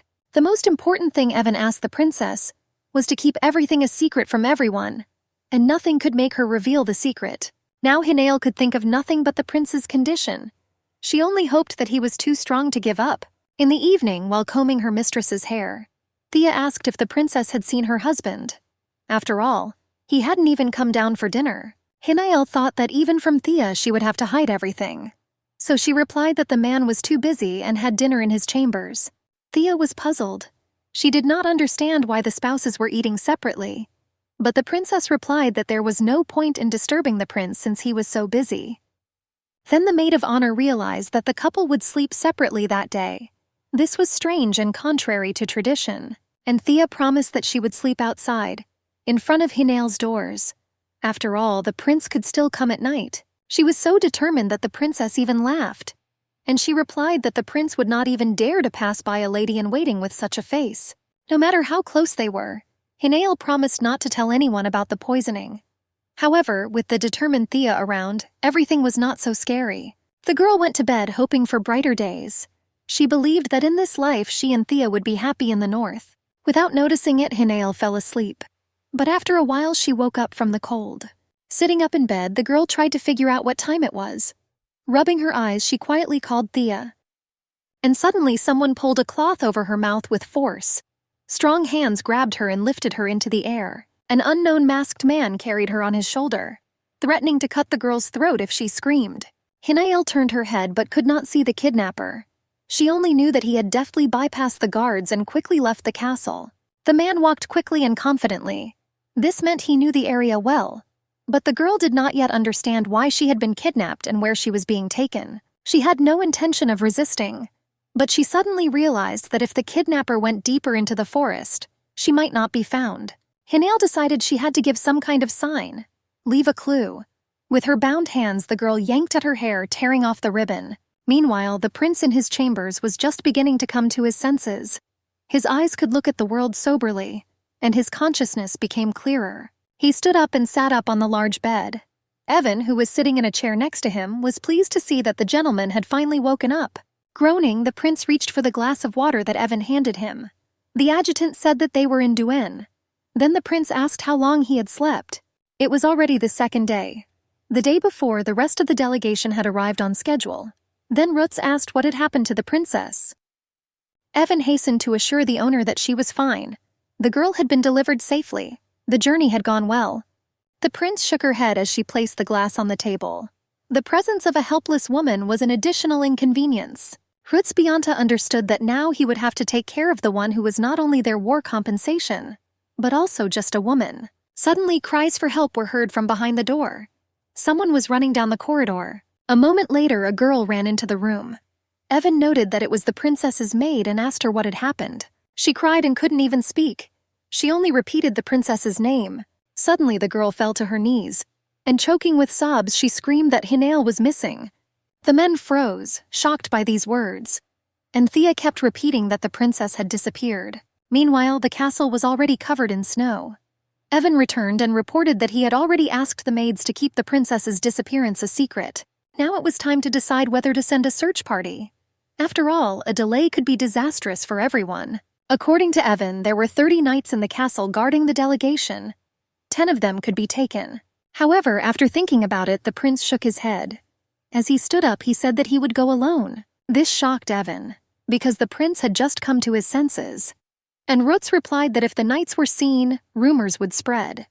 It was better for him to go alone. Evan tried to object. He said that if the prince disappeared, suspicions would arise.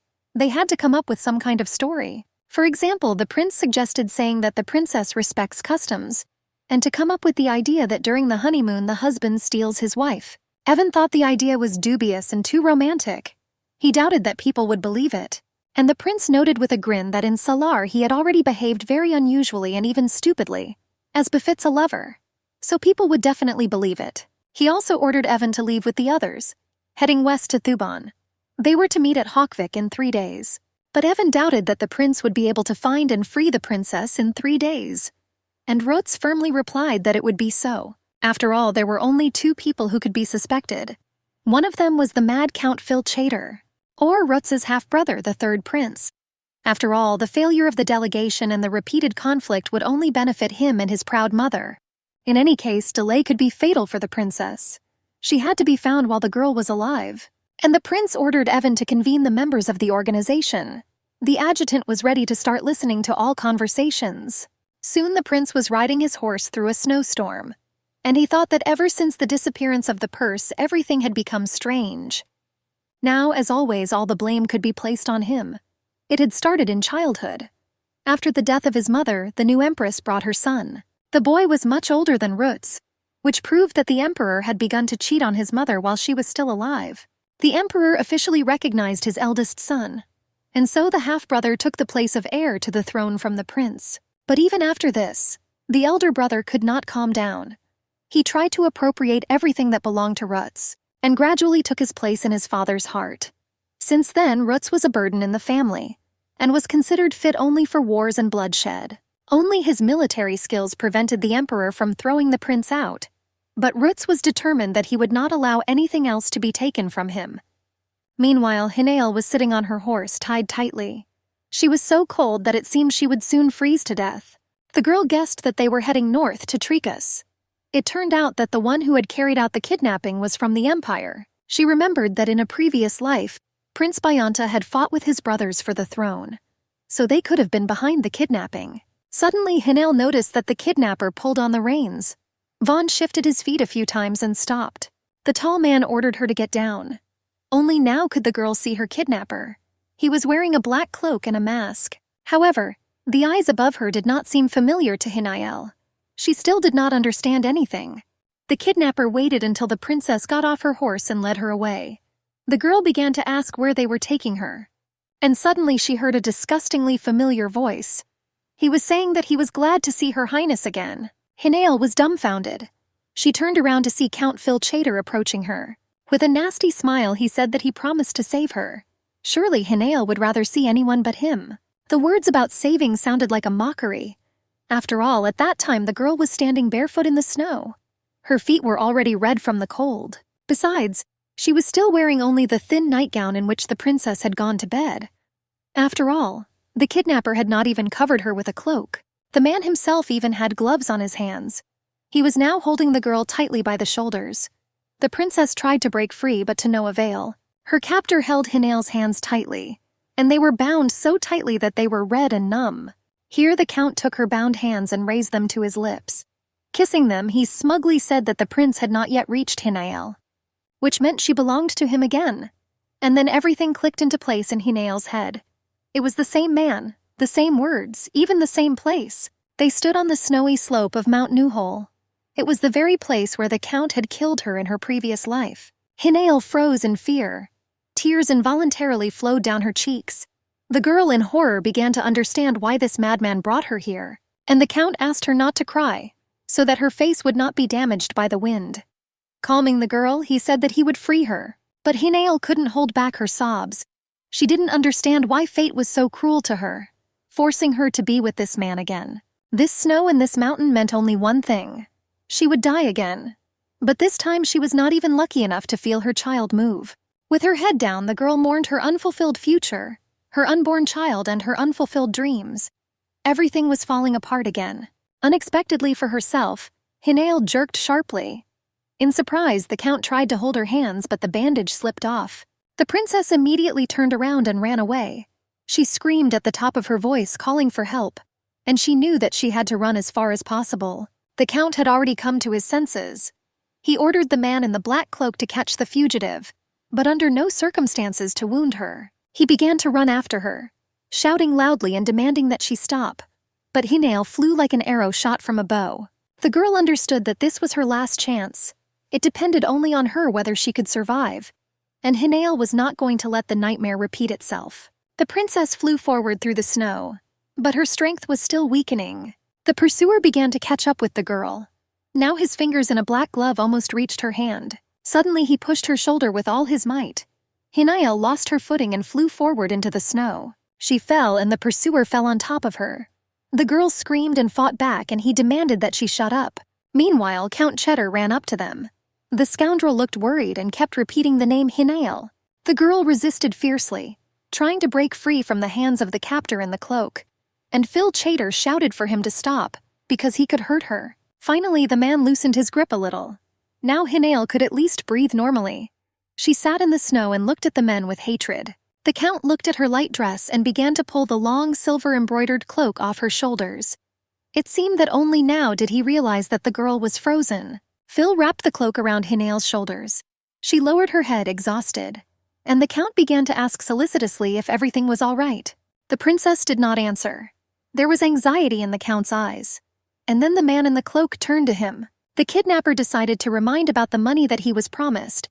It turned out that he was an ordinary thug, ready to do anything for the coins. But the Count seemed not to hear him. He looked anxiously at the princess sitting at his feet. The girl looked exhausted. And suddenly Phil Chater noticed bruises on her white skin. Her entire chest was covered with spots and finger marks. A malicious light lit up the Count's eyes. Through his teeth he muttered that he had ordered the girl to be caught without causing harm. The kidnapper began to justify himself. The man said that he was sorry, but the girl herself began to resist. The Count seemed not to hear him. Suddenly, with a lightning-fast movement, he pulled out a dagger and plunged it into the kidnapper's chest. A couple of strong blows, and now the thug in the cloak was lifelessly sprawled on the blood-soaked snow. He now screamed in horror. She couldn't come to her senses, and she began to choke as if she had suddenly lost her voice. And the Count stroked her head, trying to calm her down. And he repeated that he had no choice. The madman said that the stalker not only injured her, but also looked at her with a too bold, inappropriate look. Pointing his hand at the bloody snow, the Count said that he could not forgive such a thing, and therefore he did not allow the impudent fellow to walk on this land. After that, Hinael lost consciousness. She did not remember how the Count put her on a horse and took her somewhere. The girl woke up only in some small castle.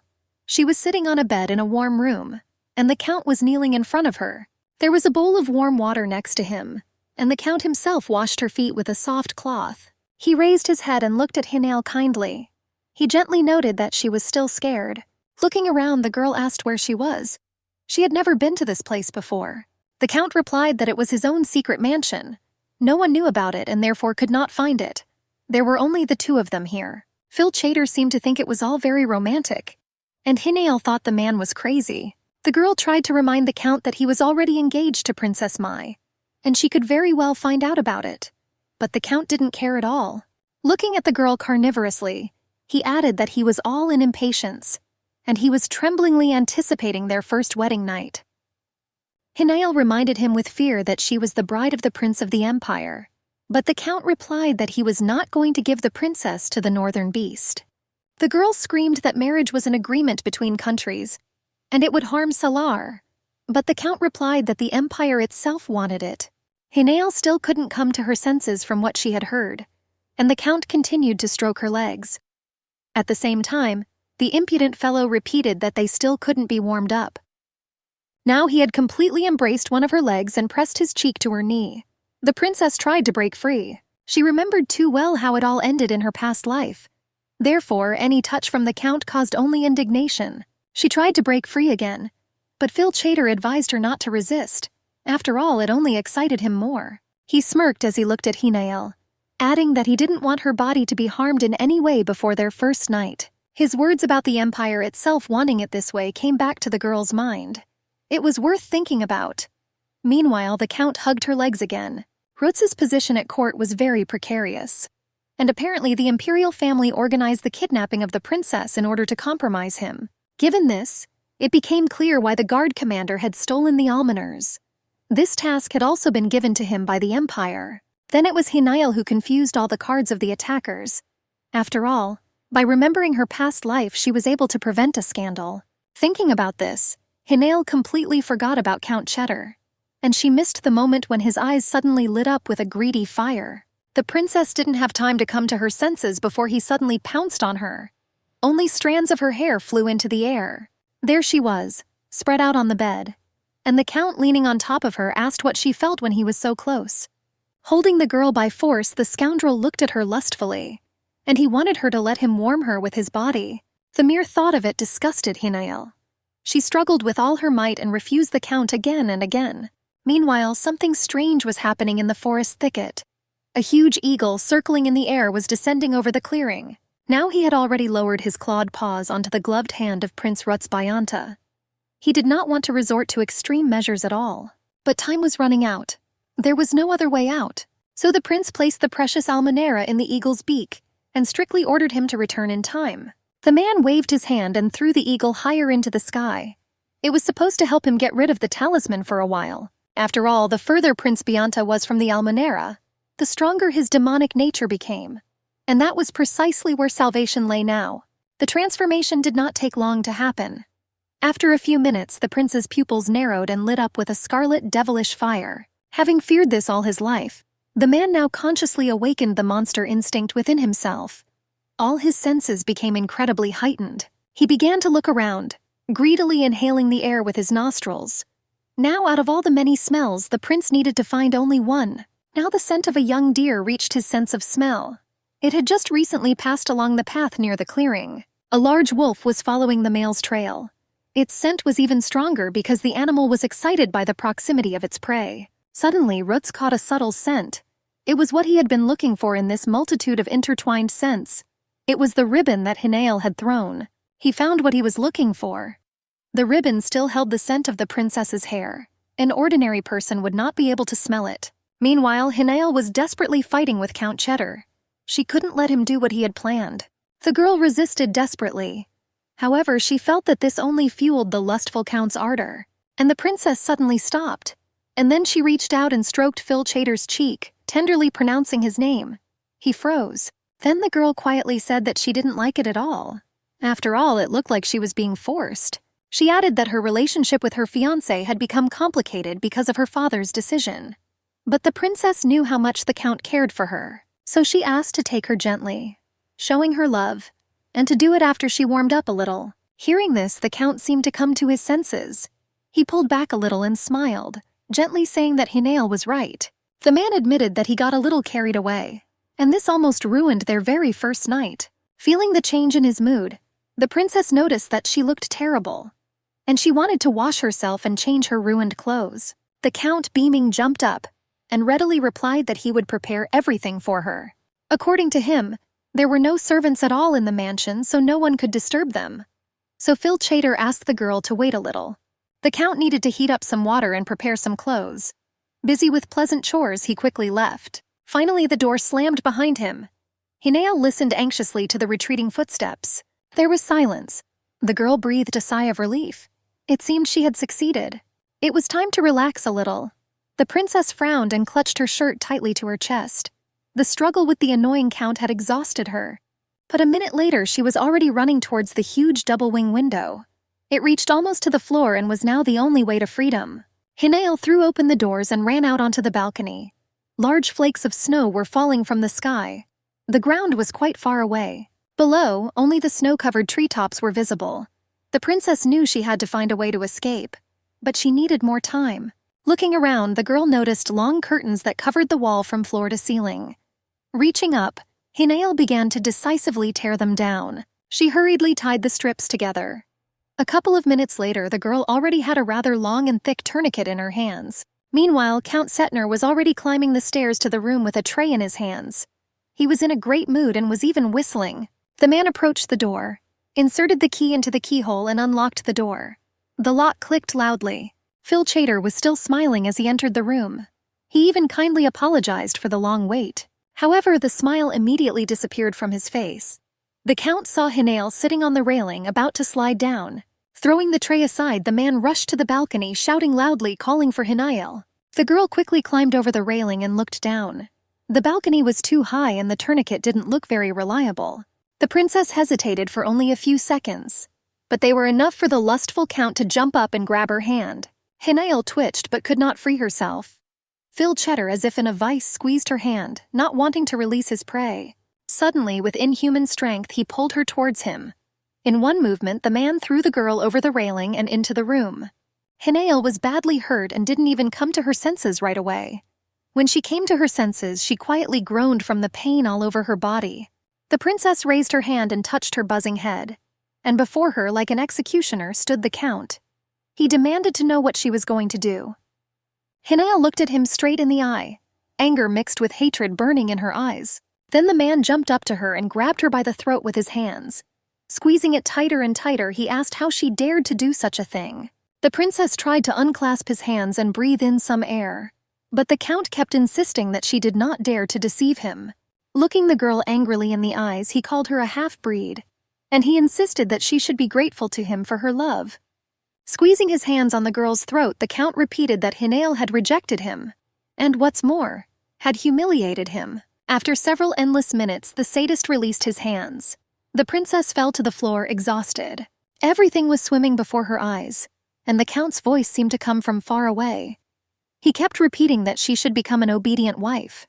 Then he said he would treat Hinael like a princess. However, the girl knew the value of his words. Grabbing her by the hair, the count declared that she was now only his thing, that she would serve at night, and Hinael should quickly understand her place. Having looked at her carefully, the sadist noticed that the girl's face was injured, and he said that he did not like it when his things were damaged. Phil Chater got no pleasure from looking at such a face, so he was going to cure his captive first. In the end, the man demanded that she remember one thing, and think about it if she was going to reject him again. In this case, the count promised that Hinael would experience true fear and torment on the very first night. Bursting into tears, the girl realized that he was not joking. Meanwhile, Prince Rutsbayanta was still wandering through the snowy forest. The scent of the princess led him to the body of the villain who had kidnapped the girl from the castle. Bending over the body, the prince noticed that the corpse was already stiff. Apparently, the man had been dead for quite some time. Ruts looked around and sniffed again. Suddenly, he noticed a tall building in the distance, hidden behind the pine trees. The prince's instincts were right. Hinael's scent came from this house. Looking at the building, the man listened to himself. Now he was firmly convinced that this was the place where the princess was imprisoned. The eagle circling above, as if obeying the will of its master, descended lower. Now it had already lowered the almanera into the prince's hand. As soon as Ruts touched the talisman, his eyes became normal. Now he was a man again, albeit an incredibly strong and agile one. However, suddenly the man staggered. His head spun so much so that he even had to kneel down. The prince realized that he had been discharging the almanera's energy too often lately. His condition had worsened, but the heir understood what the loss of control would mean for him. Almanera was the best way to contain the destructive energy. Meanwhile, the count had finally finished his torment. Hinael, curled up into a ball, sat on the huge bed. The sadist announced that he was going to get medicine, but if the princess tried to escape, she would not be able to speak at all for a long time. He left, and Hinael painfully wondered what awaited her. After all, the prince might not want to take back the disgraced fugitive. Then she would be threatened with a fate worse than death. After all, being Count Cetera's maid would mean satisfying her most terrible fantasies. And then Hinael remembered the child.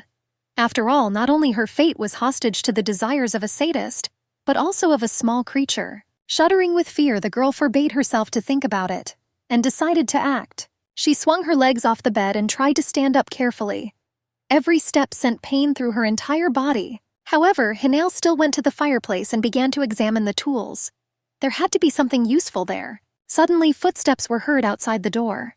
The girl became wary. She thought that the count had decided to return too quickly. But there was no time to think. Hinael decided to fight. The girl picked up a poker with a sharp hook on one end. Clutching the weapon tighter in her hand, the princess stood up to hide behind the open door. At that moment, she was full of determination, and she knew for sure that as soon as the count appeared on the threshold, she would hit him with all her might. The steps in the corridor died down, stopping right next to him. However, the door remained closed.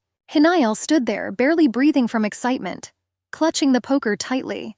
She did not understand why the count did not come in. And suddenly there was a crushing blow.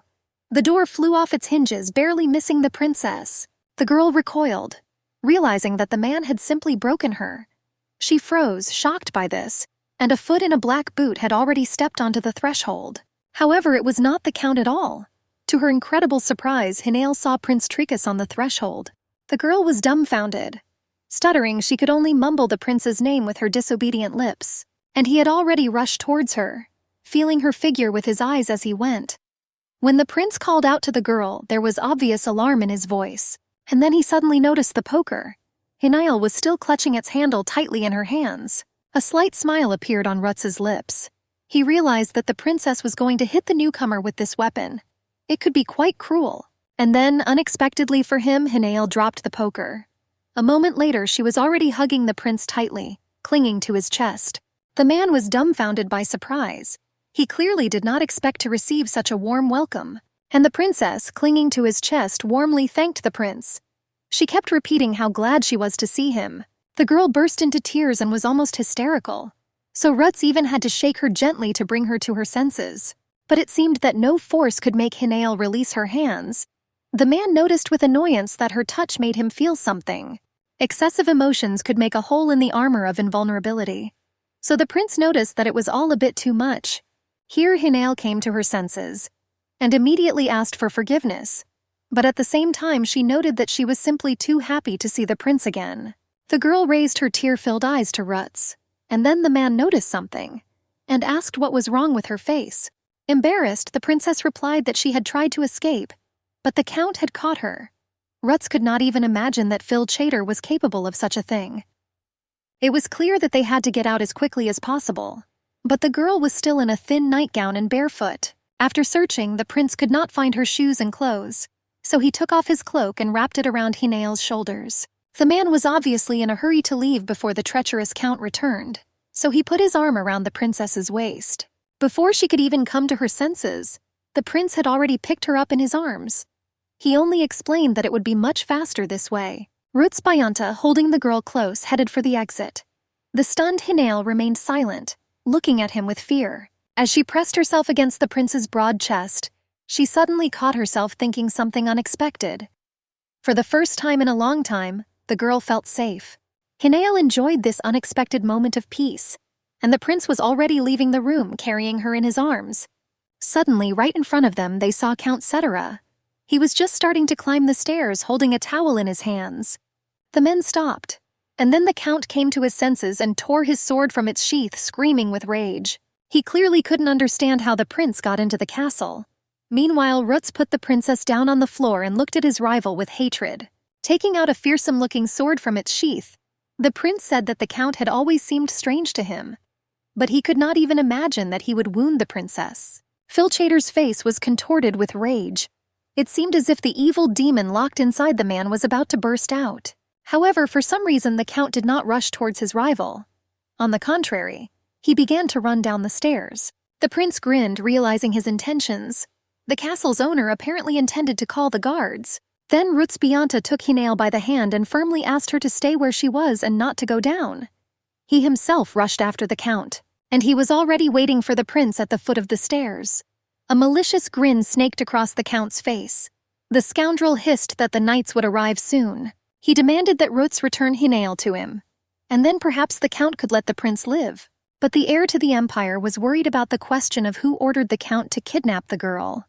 Phil Chater did not want to answer, demanding the return of Hinael. The prince realized that he would achieve nothing and was only wasting time. The count clearly did not want to answer. Then Ruth's Bianta jumped down in one movement and stood in front of Phil Chater. The prince swung and delivered the first decisive blow. However, the count was able to parry it with his sword. For a while, in complete silence, only the whistling of blades could be heard. The blows were so strong that the steel rang pitifully, and sparks flew in all directions. Suddenly, the prince made a deft lunge towards the count. His eyes lit up with a scarlet fire. Phil Chater's blood splattered in all directions. He staggered back and dropped his sword. For the first time, fear appeared in the count's cloudy eyes. He stretched out his hand, trying to protect himself from the prince's sword, and sighed in fear. Ruth's Bianta stepped towards him and demanded an answer, so as not to lose his fingers. Putting his blade to Phil Chater's throat, the prince demanded who had ordered this. The count stuttered and denied it. Then the man suddenly raised his leg and hit the count hard in the face. His head jerked to the side as if it might fly off his shoulders. Blood spattered onto the floor, followed by something else. It turned out to be one of Count Phil Chater's teeth. Seeing this, he grabbed his face in fear, feeling himself. The count, in horror, tried to wipe away the blood, wailing over his lost tooth. But then the prince raised his leg again. With a sharp movement, he placed his heel on the count's head, pressing it to the floor. Without letting the scoundrel get up, the prince asked the same question over and over again. He had to find out who ordered the kidnapping of Hinael. The defeated count groaned. He was consoled only by the thought that the knights should arrive very soon, so he just had to wait for them. And then the prince suddenly stopped. As if reading the count's thoughts, he asked with a grin whether he seriously expected to be saved. And in an icy tone he began to tell that there were 11 knights, dressed in black clothes and red cloaks.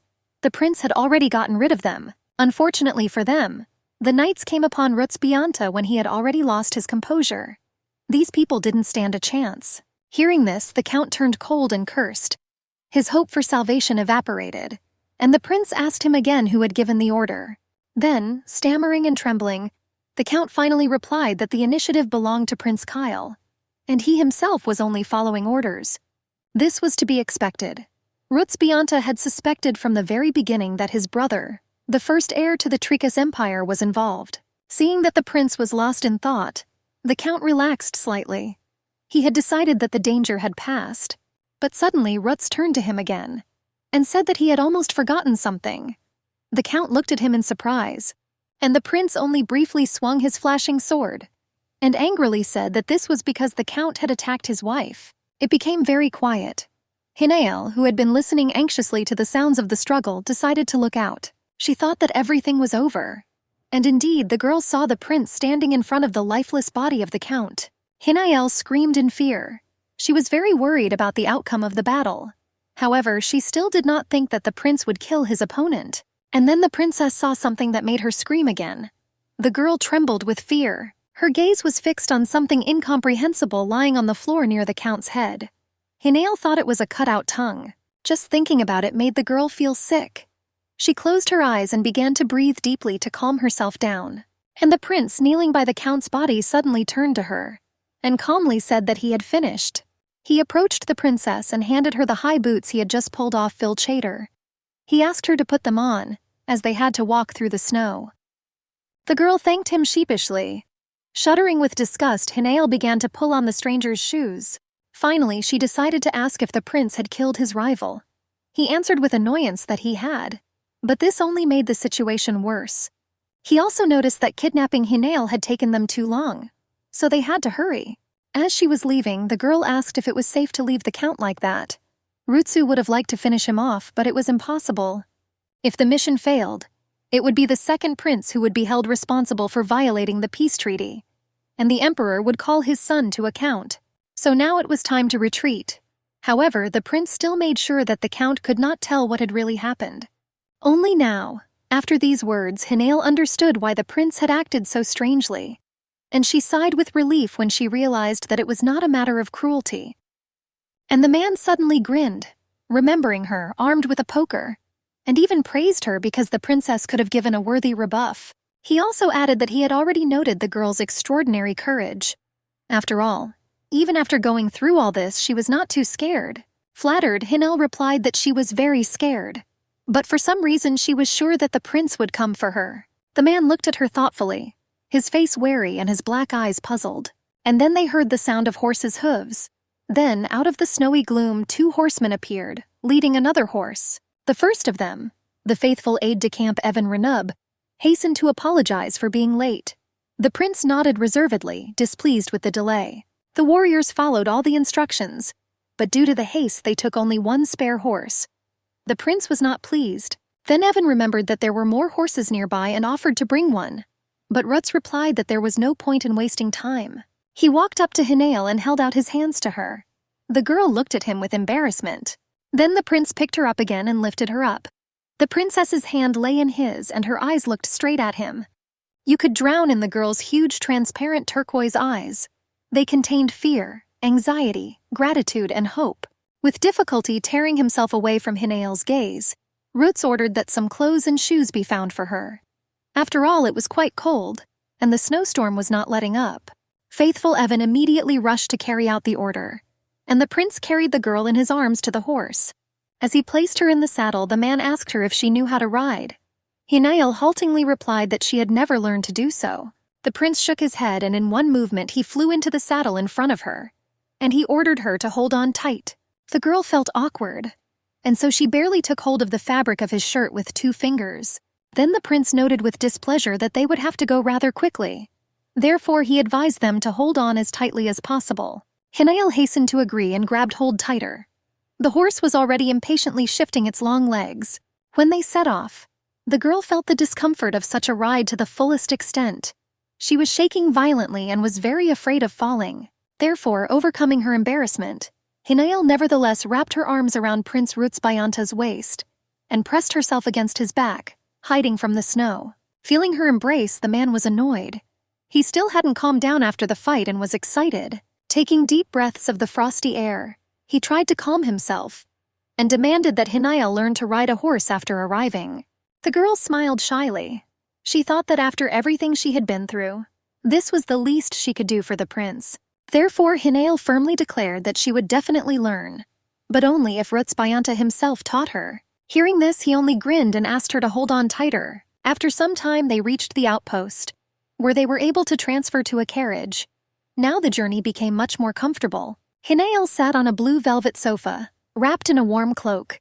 She carefully looked at the prince sitting opposite her. He was still wearing only a white shirt and seemed not to notice the cold. The man leaned against the wall of the carriage and closed his eyes tiredly. Hinael suddenly thought that he was also pretty tired after all this time. So she took off her cloak and decided to cover the prince. But he suddenly raised his hand, stopping her, and asked her to stop fidgeting and sit still. The girl apologized sadly. She sat back down in her seat and continued to look at the man.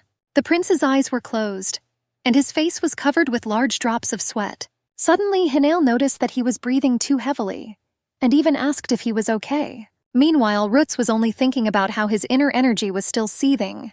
Because of the woman's close presence, he was unable to calm down. The man even thought about going out and getting some fresh air. But vigorous movement could only make things worse. His face began to burn. Sweat poured down. This could not go unnoticed by the princess. She extended her hand to him and asked if the prince was feeling unwell. The man recoiled in irritation.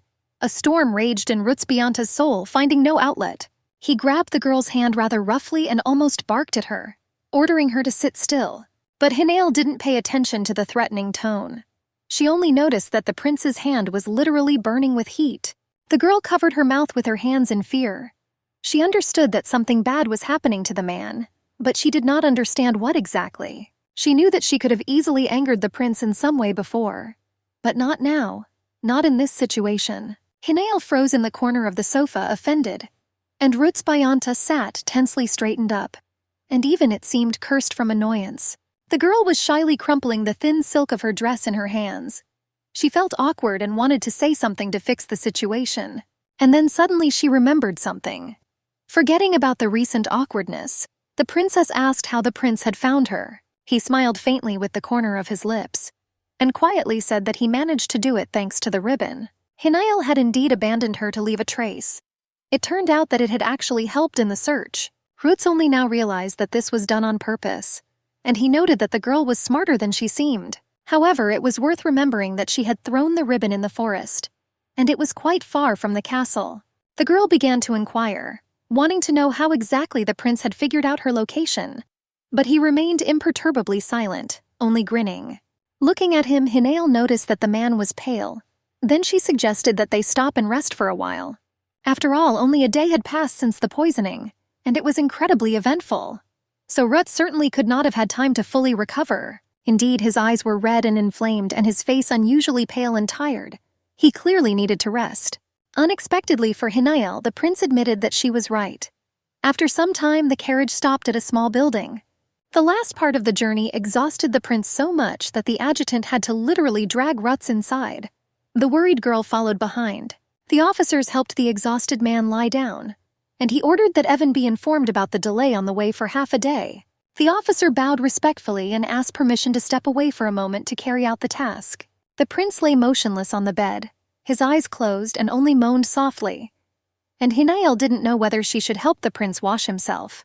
Hearing the rustle of her dress, the man rolled over onto his side and quietly said that she should also rest while she had the chance.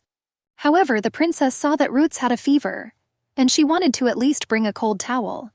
However, the man ordered her to leave. The girl could not know that the longer she was near, the stronger her scent became for the prince, and this drove the man crazy. However, the princess understood everything differently.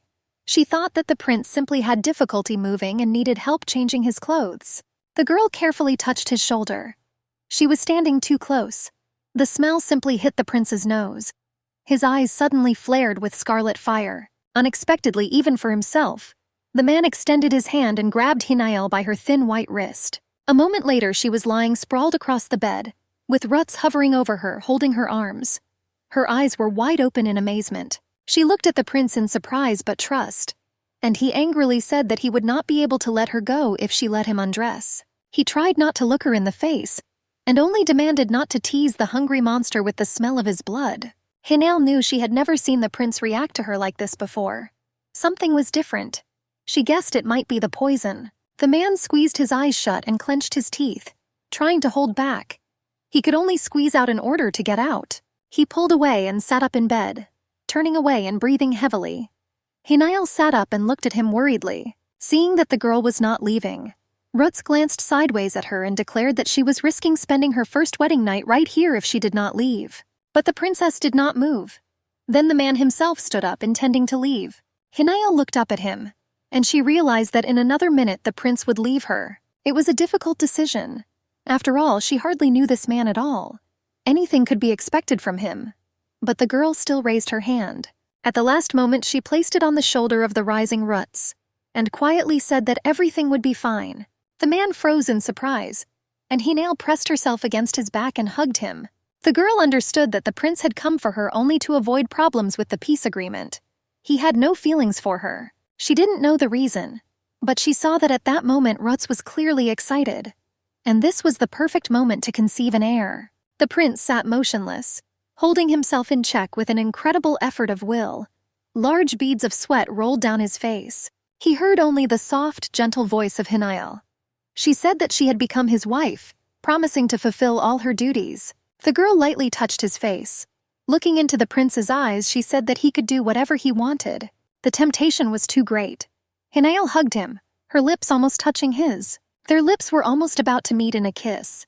But at the last moment the prince stopped. He clutched the blanket with all his might and stood motionless. And he thought that he couldn't let his instincts take over, because then everything could end very badly. There will be blood on his hands again. As always since childhood. Everyone around will be scared again. And they will look at him as a monster. A scary, bloody monster. The prince looked at Hinale, so gentle and beautiful. And he understood that he simply had to push her away now. But the man hesitated. She was so close. Her gentle and languid scent stirred his blood so strongly and pleasantly that his determination disappeared. And then the girl swayed towards him again, and suddenly insistently pressed herself to his lips. The prince could no longer do anything. Roots felt a blinding flash inside him. A purple mist began to swirl around them, heralding the beast's arrival. However, with great surprise, the man suddenly felt the fog dissipate. It seemed that the demon was calming down. Hinale hugged him tenderly, pressing her whole body against him. And the prince listened to previously unknown sensations. It was a very strange feeling. Not anger, not fury. He just felt her light, gentle scent and the warmth of her skin. Perhaps this was what he had been involuntarily striving for all his life. It was the calm, the peace of being with someone. And then, unexpectedly for himself, he did not take his hands away.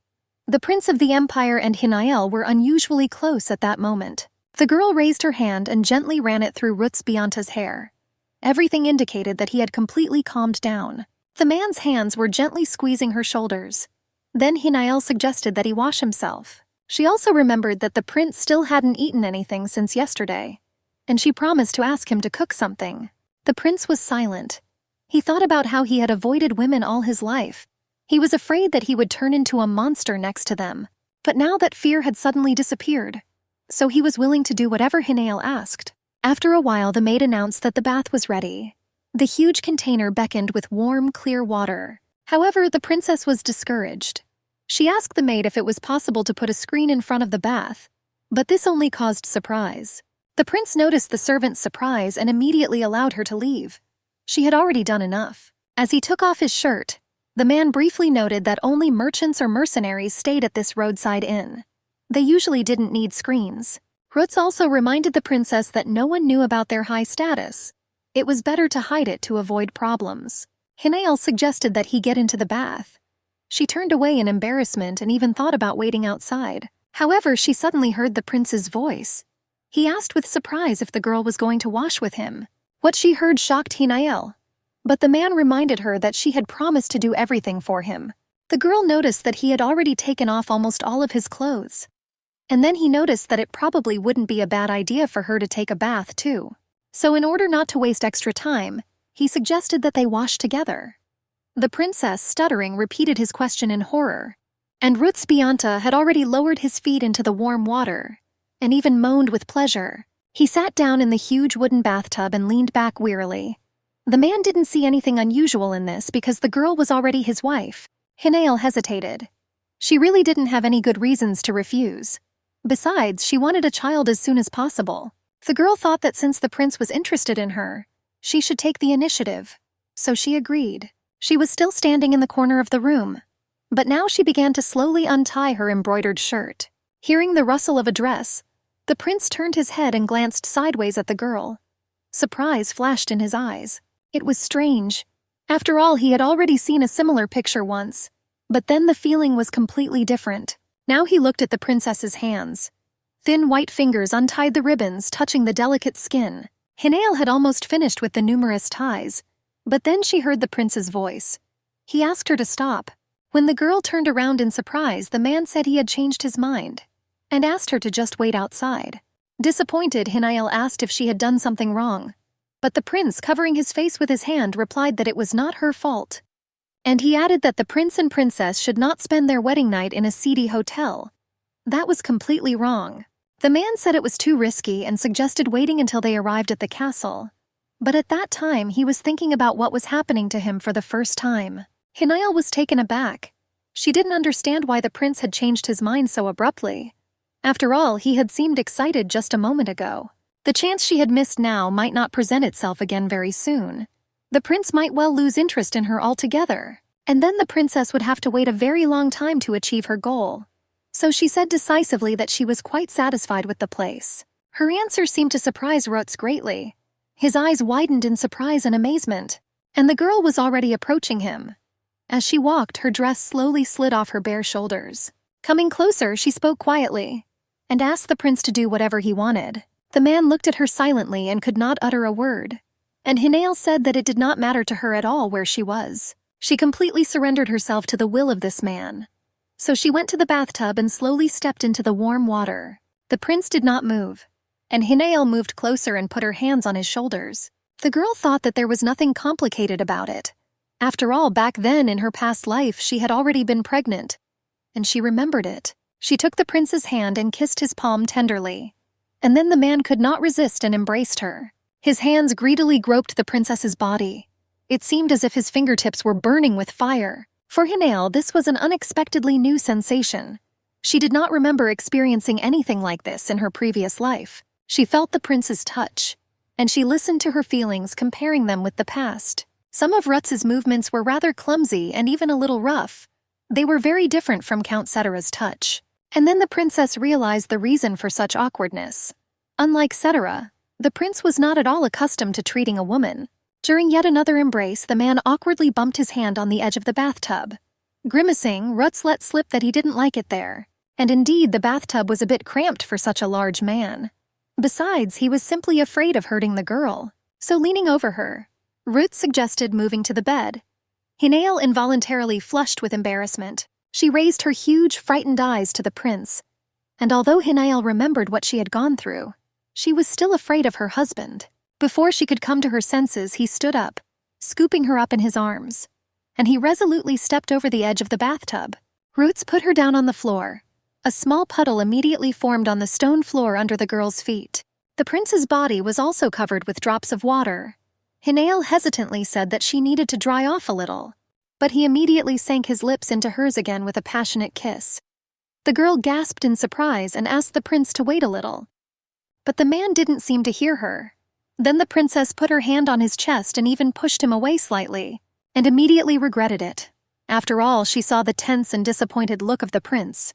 He clearly did not understand why she should wait now. Then Hinael told herself not to be afraid. She had been through all this before.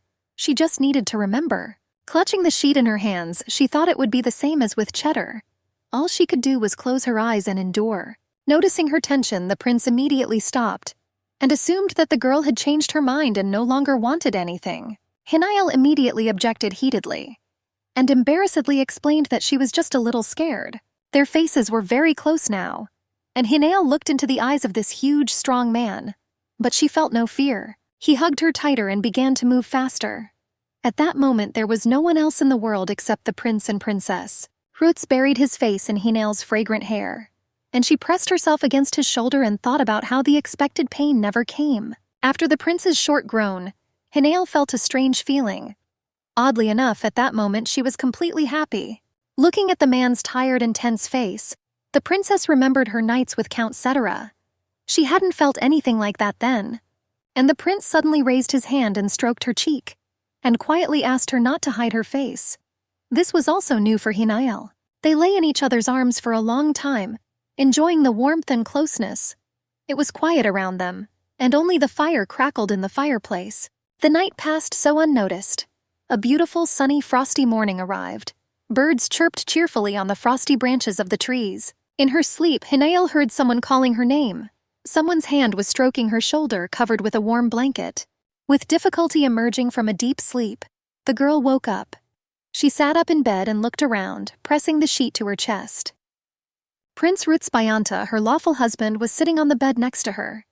He was saying that it was already morning. It was time to set out. Embarrassed, Hinael turned away. He handed her a glass and offered her some water to wake up faster. Here the man's face darkened. He noticed bruises and fingerprints on the delicate skin, and he realized that he himself was to blame. However, Hinael hastened to assure him that the count had left traces even earlier. At least he had left a wound on the cheek and bruises. But the prince had something else in mind.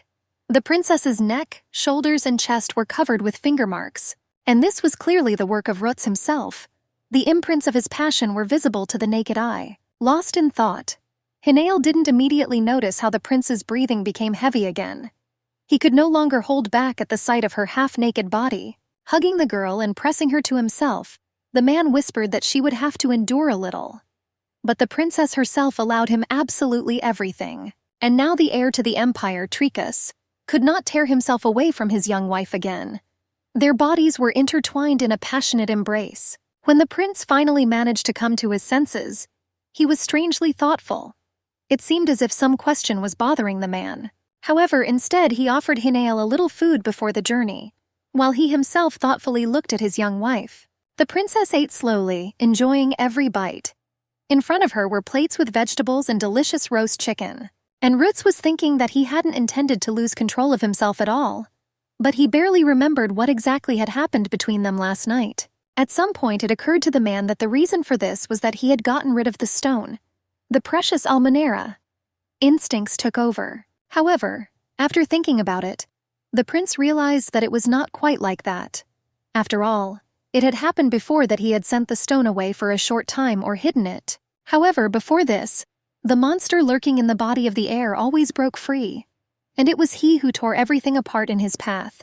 But this time everything was completely different. The man was simply in seventh heaven. Holding his young wife in his arms, he thought only of her, and how perfectly her soft body suited him. Now it occurred to Rutz that this was what it felt like to find someone who was their soulmate. It seemed that his destiny was sitting across from him now. The prince looked up from his thoughts and noticed that Hinael had eaten almost nothing. The girl was also thoughtful and simply in the clouds. Then he pushed a plate of fish towards her, and said that he had already picked out all the bones from it, so the girl only had to eat. The princess was touched. Although Rutz complained that the food in this simple inn was not very good, but it was still better than hunger. The man also promised that there was always enough food in the palace. However, the girl might not like it right away if she was not used to it. This surprised Hinael. She could not imagine that the palace kept less than skilled cooks, but the prince explained that it was his decision. He added that in Tricus, meat is only steamed. This preserves its flavor and makes it soft and easy to eat. The princess began to talk about how she was quite satisfied with the local food, and Rutz thought that he felt as if this was a real honeymoon. Looking at him, the girl suddenly thought that her husband had been surprisingly careful last night, although he had frightened her a little with his tirelessness.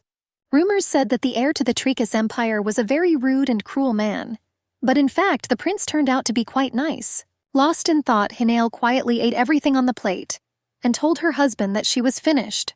Having stood up, the girl asked when they would be leaving. After all, she also needed to get ready. However, the prince chuckled meaningfully. Putting the dishes aside, the man said that there was still something he needed to do before leaving. Hinael turned around in surprise. She was just wiping her lips with a thin cambric handkerchief and looked surprisingly innocent. And then suddenly the prince picked her up in his arms and sat her right on the table among the dishes. He clearly wanted to possess her once more. The girl could not hide her surprise. and Ruth said in a strangled voice that she had fallen asleep too quickly that night. Because of this, the man had to restrain himself. Now Hinael thought with a smile that she was a little mistaken, and her husband really was a monster of sorts. Nevertheless, after some time the procession moved on. The carriage rolled briskly through the thin snow. Hinael sat up straight and held herself with dignity. But the prince did not miss the fact that she sometimes winced painfully. Then the man quietly asked her if it hurt to sit, and he noticed that the girl blushed with embarrassment. But she answered that she could bear it. And then the carriage wheel ran over a stone, invisible under the snow. There was a screeching sound and the carriage jerked violently. Hinael shuddered from the jerk and involuntarily gasped. The prince looked at her with alarm. Realizing what had caused the discomfort, the heir ordered the coachman to go slower. He immediately held the reins. All this did not escape the attention of the princess. She thought that yesterday everyone was talking about the need to hurry. As if reading her thoughts, Ruth said that it was only a short distance to Hawkvik, and he had already ordered Evan not to dawdle, but to go to the palace. And although Hinael noticed that her maid Thea would be worried, the prince advised not to worry about it. Just rest a little. Then the princess turned away and blushed a little, and quietly reminded that her husband himself did not allow her to rest properly. It was fair, so Ruth suddenly moved closer to her. With surprise, Hinael felt him embrace her and press her head to his chest, laying her more comfortably on his shoulder. The man began to gently stroke her hair, and asked her to be silent and just close her eyes. The prince himself sat straight, and it seemed he was listening to every extraneous sound, guarding Hinael's peace. The girl thought that all this was quite unexpected, but very pleasant. It was worth admitting that this man was not at all what she expected. The princess fidgeted slightly as she settled herself more comfortably on his shoulder. Roots even raised his hand so as not to disturb her. He really was very nice. The road was long, but it finally came to an end. The carriage entered snowy Hawkvik. Evan Renub and the faithful Thea rushed impatiently to meet the arrivals. Both were beside themselves with anxiety and anticipation. Thea immediately hugged the lady. The girl was incredibly glad that Hinael was safe because she was very worried. Evan merely noted in a reserved tone that the prince and princess's arrival had been delayed by half a day, and asked if everything was all right. Roots Bianta just nodded briefly. Then Evan came closer and said almost in his ear that he had something to tell him. The men had to move away from prying ears to talk. There, Evan told the prince that everything had been organized by Kyle, his brother. Evidence of the royal family's involvement was also found. A group of mercenaries remained in Duan's castle and carried out their orders. And now Evan believed that the kidnapping of the princess could not be left unavenged. However, in the prince's opinion, there was no other choice. After all, only Count Cheddar could tell the truth. And everyone understood that the scoundrel would not confess so easily. Roots understood that if he tried to speak out against the Count openly, he would be accused of violating the truce, and everyone would be against him. This was beyond Evan's comprehension, who believed that the prince's many services on the battlefield would be taken into account in the defense of the empire. However, Roots Bianta knew that everything was not so at all, and the empress and her son would not rest as long as he was alive. Then Evan suddenly asked how the princess had endured all these events. The adjutant understood that such events could shock the girl. After these words, the prince noticeably darkened. Before his eyes appeared the thin figure of Hinael and her frightened look. However, the man respectfully noted that the princess had handled everything, and even better than could have been hoped for. Evan gently reminded her that the girl had even been injured, but the prince was referring to her bravery. After all, any other girl would have been scared by all this. Hearing all this, Evan smiled faintly, and slyly noted that it seemed the prince liked Hinael very much. He didn't immediately understand what the adjutant was talking about, but Evan suddenly asked Roots what the delay was connected with. After all, it wasn't about poisoning. This simple question suddenly confused the prince. He only briefly replied that he had been forced to get rid of his pursuers, and he added that there were some complications with this. The prince did not explain anything else and only called Evan to follow him. Soon the prince, princess, and their attendants continued their journey to the Trikas Empire. Now the wheels of the carriages rolled through deeper snow. Hinael looked at the surrounding landscape through the window with interest. She had never seen so much snow before. It lay like a snow-white blanket over everything around. Large flakes were also flying from the sky. The princess stretched out her hand and caught a snowflake. Noticing the open window, Thea became alarmed. She was worried that the lady might get sick. And Hinael at that time looked at the prince. Rutz rode next to the carriage on a swift horse, and the princess suddenly remembered their embrace. Her body immediately responded to these thoughts, as if it once again felt the greedy touch of the prince's hands. Her fingers felt the silkiness of his hair. The girl stretched out her hand as if trying to reach her husband.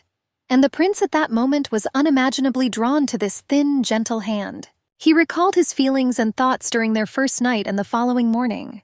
And he tried to understand what this feeling was. After all, Rutz has already gotten used to being consumed by magic. And then the man disappears.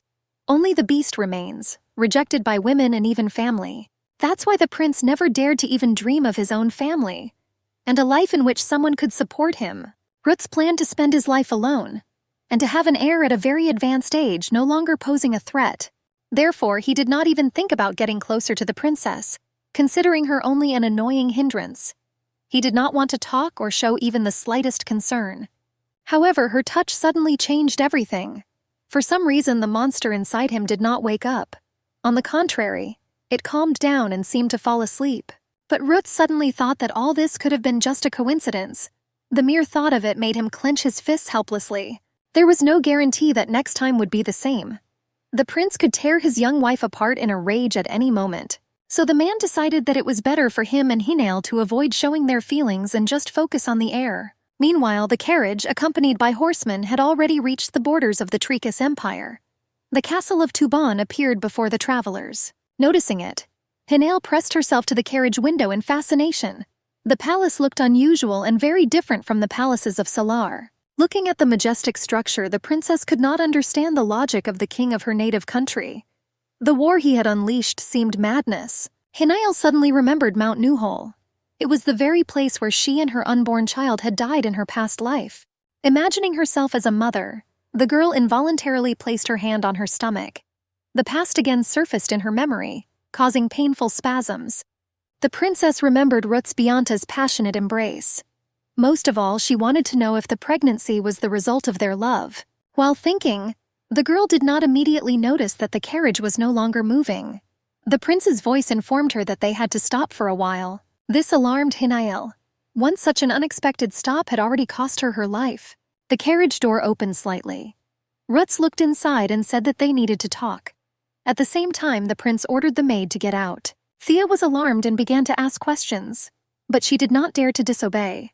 The prince sat down next to Hinael, and he said that for everyone, the reason for being late was the honeymoon, and it was necessary to make it so that they believed it.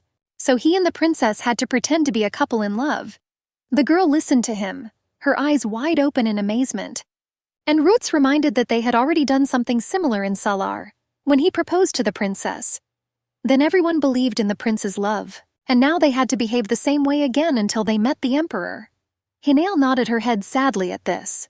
The girl was discouraged, but the prince seemed not to notice anything, and only asked to understand him correctly. The princess looked at him in surprise, and the man said coldly that his acting should not be taken to heart. This cruel remark sent a painful stab through Hinael's heart. She even gasped as if in pain. However, the girl was forced to obey. So she bowed her head obediently and agreed. Trying not to cry, the princess thought about something that didn't interest the prince at all. And the night before, he was simply in a good mood. An oppressive silence fell over the carriage. Hinael, with her head down, held back her tears, and the prince was gloomy and imperturbable. Suddenly he extended his hand to his wife, holding a thin scarf made of translucent fabric, and asked her to cover her face with it before entering the castle. Taking the scarf, the girl began to examine it. It was more like a thin veil, skillfully woven from threads. Then Hinael suggested that women were not allowed to show their faces to the emperor, while for men the rules were completely different. But the prince simply explained that she could not appear at court in such a state, and he was referring to the bruises and abrasions that covered her face and neck. Rutz said the marks of his passion were understandable and explainable, but other bruises might look suspicious. Having agreed, Hinael quickly covered her head with a veil. After that, Rutz extended his hand to her. In his palm lay a small box. The girl took it and looked questioningly at the prince. He simply asked to open it. The puzzled princess did not immediately cope with the elegant gilded lock, and now she hesitated, not daring to open the box. Finally making up her mind, Hinael lifted the lid and froze. amazed by what she saw. In the box lay a beautiful necklace made of many precious stones. It sparkled and shimmered in the rays of light, blinding with its beauty. The girl couldn't take her eyes off such beauty, and the prince explained that she needed to hide the bruise on her neck, so he asked Evan to bring it. The man wanted Hinael to put the jewelry on to see if the bruise was visible, but he noticed that the girl was impressed. He didn't say that using the jewel as a disguise was Evan's idea. He himself didn't care about the jewelry at all. The princess took the necklace out of the case and put it on her neck. The size was right, so she fastened the clasp and fixed her hair. She looked expectantly at Roots, waiting for his approval. But the man remained silent, although impressed by what he saw. Having straightened the decoration on her chest, the princess decided to find out her husband's opinion. He reservedly praised her beauty. Then the girl timidly asked if she would need to return the jewel. To this, the prince dismissively replied that there was no point in fussing over trifles. Finally, the heir asked Hinael to be as quiet as possible in the castle. After all, he had some very tense conversations ahead of him. As she approached the castle, the princess involuntarily slowed her pace. She was impressed and enchanted by the restrained beauty of the enormous structure. Entering the castle, the couple walked along the wide galleries to the main throne room. As expected, Hinael stayed slightly behind her husband. Bowing his head, Roots announced his return and introduced his young wife, Hinael Bayanta. The girl greeted the rulers respectfully. The empress's gaze was cold and displeased. The woman immediately asked why the girl was covered with a veil. The prince replied that it was his decision, and explained that he had asked her to wear a veil to avoid embarrassment. This caused the empress's anger. She immediately declared that such behavior was extremely inappropriate, and even called it disrespect. In her opinion, the presentation to the imperial family should have looked different. Therefore, the empress demanded that the veil be removed. Hinael immediately raised her hands, intending to carry out the order.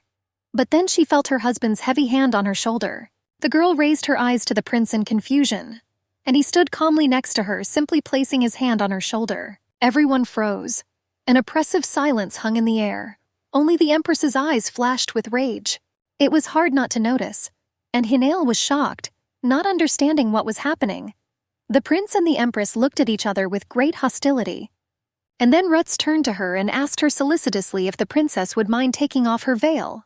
The girl no longer understood anything. She saw no difference between following the empress's orders and doing it voluntarily. But the prince disagreed. Finally, Hinael nodded sheepishly, and Roots reached out and carefully lifted the weightless fabric. He only slightly exposed the fingerprints on the girl's chest, and then he explained that he couldn't control himself very well yet. The prince smiled and noticed that his wife was feeling awkward, so he asked to let the princess hide it. The emperor, seeing everything, burst out laughing. This immediately diffused the tense situation. The ruler slyly noted that the prince seemed to have finally understood the beauty of feminine charm. Therefore, he allowed her to put on the veil again. Then he turned his gaze to his son, and he declared that Roots had sufficiently protected Tricus in numerous battles. Therefore, now he was granted the right to live peacefully in the castle, having acquired a family. After all, the prince's love was visible to everyone. Hearing this, Roots bowed his head in gratitude. But he said that he was the son of the emperor. Therefore, one wife would not be enough for him. The ruler frowned with displeasure. It seemed he had already understood what Prince Roots Bayanta was getting at. Hinael didn't understand anything yet, so she just looked at her husband expectantly. After a moment of silence, the emperor turned to the girl. His voice sounded stern and solemn as he pronounced her new name, Hinael Bayanta. The princess bowed her head respectfully and pressed her hand to her chest. It seemed as if her heart was about to jump out from excitement. The emperor said that Hinael was now part of the family. She was expected to support her husband and continue the Tricus imperial line. At this, Roots frowned with displeasure, and said loudly that the girl should not be addressed as an ordinary princess. She had to be crowned. After these words, silence fell in the throne room. The gazes of Prince Tricus and the emperor clashed in a silent duel, and Hinael thought that all this was not being done to protect her, but only so that the family would not look down on the prince. Roots was the son of the first empress, but after her death the power was taken over by the sons of the concubine. Even his military merits did not return the prince's respect. And now the emperor did not give a direct answer. But he noticed that the prince and princess were delayed on the way. Therefore, the banquet was postponed. The man also advised his son not to allow such things to happen in the future, since many were unhappy. The prince only bowed silently. The reception was over. The imperial couple were the first to leave. Rutz and Hinael followed them at a distance. As they walked through the throne room, they heard the courtiers whispering. It seemed that no one in this room remained indifferent to the new couple. It took a lot of courage and strength for Rutz to control himself. The man only allowed himself to clench his fists, ready to fight. He remembered his mother, who was an empress for such a short time and formally. The woman hoped to return her husband's love after the birth of her son. However, she quickly fell into despair when she learned of the family curse. This seriously undermined her health and took away her interest in life. Soon the first empress died. Her son was left all alone, not needed even by his father. Immediately after the empress's death, a concubine ascended the throne. It seemed that this was all she had been waiting for and was now reveling in her success. It was then that young Rutz Bianca promised himself never to love. The prince did not want to waste his life on something he could not have. Now, many years later, the heavy memories echoed in the prince's heart like a painful prick. And suddenly, Hinael touched his hand. The man jerked and abruptly recoiled from the princess, and rudely asked what she was doing. To this, Hinael fearfully explained that he himself wanted this, and ordered them to act as if they were deeply in love with each other. The prince, realizing what he had done, nodded with relief. He immediately came to his senses and agreed with the girl. The man reached out and gently squeezed the princess's fingers. Now they looked like a normal, loving couple again. Rutz, walking down the aisle, asked to be understood correctly, and he said that he needed a good reason to be late. So he had to create an impression. It was better that everyone think that the prince was mad with love. Smiling, Hinael praised him and called this move very clever. Holding the prince's hand, the girl promised to follow his example, and to pretend skillfully. She said exactly what the prince wanted her to say, and she did it with complete sincerity. Nevertheless, the man was puzzled. Walking next to the girl, he glanced sideways at her, and reminded himself that all this was just pretense. By keeping his mind and heart cool, Rutz had a chance to win an incredibly difficult confrontation with his family. Much depended on his wife, too. Finally, this endless, difficult day was coming to an end. The sun was setting, painting the sky with fiery shimmers, and in Princess Hinael's chambers, the lady-in-waiting Thea was furious. She was rummaging through a chest, trying to find an outfit for the banquet. A luxurious necklace suggested an equally luxurious outfit. But in the rush, too little clothing had been collected, so the choice was difficult. However, after a long search, Thea suddenly cried out in joy. She brought the box to the princess, saying that she had found the perfect outfit. When Hinael saw the contents of the box, she gasped in fear. She couldn't believe that Thea wanted her mistress to wear this. However, on the day of the banquet, the princess still wore the dress chosen by Thea. It was a deep scarlet color with gold embroidery, trimmed with lace. Thea helped the lady fasten the necklace, and Hinael was still worried that she would look vulgar, although the outfit only emphasized her elegance. The princess had time to notice that members of the imperial family preferred more closed styles, but the outfits for the banquet could be more formal. Hinael's own dress was luxurious and very skillfully sewn. However, the princess still decided to add a cape to it. Having completed her final preparations, Princess Hinael Bayanta went to the banquet hall, her shoulders modestly covered by an ermine cape. Entering the hall, the girl noticed numerous glances directed at her. It seemed that her arrival did not go unnoticed by any of the guests. Hinael was confused. She didn't understand why everyone was looking at her. She immediately feared that Thea had put on too much makeup. However, she soon noticed that all the ladies' dresses were quite closed and reserved. Therefore, the cape was just right. The princess walked slowly through the hall, and she did not notice the mocking glances of one of the couples, a petite blonde and her tall, fair-haired companion. Above all, Hinael wanted to find Rutz Bayanta in this crowd. Therefore, she did not pay attention to the fact that the fair-haired man was already very close. A moment later, he had already awkwardly pushed the girl in the back. Turning around and gasping, Hinael saw in horror how the glass was overturned on her. The ruby wine inevitably spilled onto the snow-white cape. Now the fluffy fur was hopelessly ruined. The princess looked with horror at the ugly stains spreading on the cape, and she understood that she would have to take it off immediately. The petite blonde let out a delighted cry, and her companion, smiling sarcastically, asked for forgiveness, complaining about his clumsiness. The man placed his hand on his chest and bowed dramatically. It was Kyle Bayanta, the third crown prince of Tricas. Kyle smirked as he glanced at the neckline of Hinael's dress. He noted that he had heard a lot about the revealing outfits of southern girls. According to him, his brother's choice has now become clear. Previously, everyone thought that Rutz was not interested in women, but he simply had high standards. Hinaya looked around. It seemed that all the guests and courtiers were frozen, waiting for the new princess to stumble. And then the girl realized that she simply had to behave with dignity. After all, any mistake she made would be noticed and mercilessly condemned. Raising her head, the princess smiled serenely and calmly said that she had not yet had the opportunity to learn the culture and customs of Trikas. Leaving Salar in a hurry, Hinale had not had such an opportunity, and now she was counting on leniency. Bowing, the princess declared that she was pleased to introduce herself to the third prince and his wife, and she hoped for their favor. Hearing this, Prince Kyle realized that his brother's choice was not only due to the princess's beauty, and he wished the girl to enjoy the banquet. Having bowed, the man left, but he decided not to take his eyes off the new princess and to be on the alert.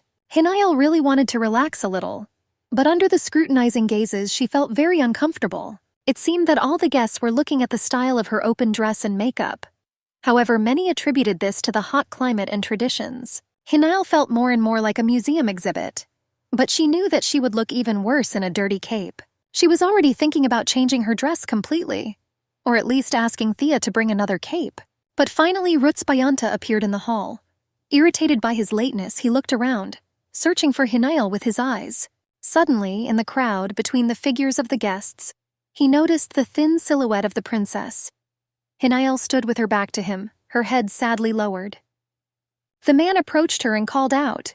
It was definitely her, although he did not recognize the girl in this very revealing dress. Hearing his voice, the girl immediately turned around. Her face lit up with a sincere, happy smile. The prince looked at her carefully. For some inexplicable reason, this girl seemed different to him every time they met. And Hinayal, smiling, asked the prince to lend her his cloak. According to her, the banquet was colder than she thought. Rutz's attentive gaze did not miss the fact that the girl was already holding a white fur cape in her hand. But he was not going to object. Pulling the black fur cloak off his shoulders, the prince carefully wrapped his young wife in it. The girl looked at him gratefully and nodded. Then the prince leaned towards her so that no one around could hear, and quietly said that they needed to talk. Stepping out onto the balcony where no one was, the man stopped in front of Hinayal and asked what she was thinking about when she chose such a revealing outfit. The girl immediately explained guiltily that all her dresses were too revealing, but this one turned out to be the most elegant and went best with the necklace. The princess also added that at first she covered herself with a cape. However, almost immediately, the third prince, Kyle, spilled a glass of red wine on her. Rutz's eyes widened in amazement, and the girl decided that he was angry with her and immediately rushed to apologize, and added that she did not want shame. Only now did the prince notice that the bodice of her scarlet dress was also slightly different in color. These were drops of wine spilled from a glass. Rutz even groaned quietly from frustration. Now the man felt ashamed for rushing to reproach the girl without understanding. He noticed with annoyance that because of him the princess was getting ready in a hurry. So it was he who should have taken care of the outfit in advance. Putting his arm around the princess's shoulders, Rutz quietly added that he was not himself because of her kidnapping. So all the blame fell entirely on him. Hinayal bowed her head obediently, and the prince said kindly that he would order her to be taught the court etiquette of Trikas, and to choose her wardrobe. Adjusting the ties on his coat, the man said conciliatorily that the outfit was not too revealing. But in Trikas, they do not dress like that. And he asked if the princess was too cold. However, the cold was the least of Hinayal's concerns. Rutz suddenly frowned and said that Kyle had done it all on purpose, and his wife should be prepared for such provocations. He also recalled that he had warned from the start that this marriage would not give power, and life in the palace certainly could not be easy. Hinayal looked up at him and smiled unexpectedly. The girl said easily that she remembered everything. After all, she herself insisted on this union. Therefore, she is ready for everything. Each time such statements surprised the prince beyond words. However, without asking anything, he simply extended his hand to his wife and invited her to go inside. Hinayal looked at him gratefully and took his outstretched hand. The young couple followed him into the banquet hall, and there was already a lively merriment. The emperor was busy talking with the empress, and Prince Kyle and his wife were cheerfully discussing the recent prank. As she entered the hall, Hinayal clutched her husband's hand even tighter. She looked at the motley company and saw an enemy in every person.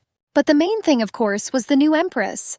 This woman took the throne, and her two sons received unconditional power. But none of them knew what Hinael knew. In her past life, she had seen that all these people would die within 2 years. Only the one whose hand was in hers now would survive. Only he, her young husband, Crown Prince Rutsbayanta. Hinael looked at her husband, and she saw what she had already seen once in her past life. Rutsbayanta will become the ruler of the Trikas Empire, and he will wear the crown against all odds. And she, Hinael Plake, Princess of the Kingdom of Salar, was able to change her fate. Now she will not die, thrown off the cliff, but she will become empress. Lost in thought, the girl kept her enchanted gaze on the prince. This surprised the man, but the princess only thanked him for the cloak. Her gratitude was so sincere and bright that it even embarrassed the prince. Therefore, Ruts only quietly replied that it was a trifle, and then the man heard a sarcastic voice behind him. Someone had criticized his overly eccentric outfit, which had attracted too much attention. Ruts turned around and saw the empress. She noticed that the prince could not take his eyes off the princess's vulgar outfit, and she added that there was still no official wedding ceremony, which means that Hinael is still not the prince's wife. Then the man asked in a threatening tone to show respect to the future member of the imperial family. He was quite determined. However, the empress only laughed indulgently, hiding behind her fan, and she noted that indulgence leads to permissiveness. This remark finally drove the prince mad. He stepped forward, covering Hinael with his body and clenching his fists in anger. In a tone that did not bode well, the man declared that he was being too loyal. Otherwise, many of those present would already be dead. The empress's eyes narrowed in anger. She understood too well what the prince was talking about, and she didn't like it at all. And Ruts glanced around the hall, full of courtiers and guests, and he began to name the well-known names: Holton, Famek, and Sendez. All these people, he claimed, were supporting the enemies of the crown, so their actions were no different from treason. Throwing a withering glance at the empress, the prince added that he had stopped the enemies in time. Otherwise, many would have been gone. The guests began to make an indignant noise. Accusations of slander and cries were heard that the respected people had been deceived. Some, in their defense, said that they had given up their lands as a sign of loyalty, for which they received the emperor's forgiveness. The ruler, who had come up to him in time, suggested not to stir up the past, but Ruts replied that the emperor had forgotten about his son, since he did not recognize his wife. Then the ruler suggested to hurry up and hold a wedding ceremony for Hinael's full entry into the family. The girl bowed respectfully and thanked the emperor. He nodded condescendingly and the dignitary couple left. Ruts watched them go, his back straight and tense. It seemed as if the prince was holding a defensive position against the whole world. Then Hinael quietly asked him to forgive her for the trouble she had caused, but the prince replied that he was not doing this because of her. After all, even in the absence of the princess, the empress and her sons would have found a reason to attack the unwanted prince. So the girl just got into trouble. Hinael looked at her husband with gratitude. She understood that despite his rudeness, he did not blame her for everything. Finally, the prince sighed wearily and rubbed his forehead with his hand. He suggested that the girl go and rest, since the banquet could not be a pleasant event for her. The princess hastened to assure him that everything was fine, but Ruts reminded her that she had not yet had time to properly rest after her arrival. He called Evan, who seemed to appear from underground, and ordered him to escort Hinael to her chambers. The princess had already turned to leave when she suddenly heard a voice behind her. Someone else had decided to greet her.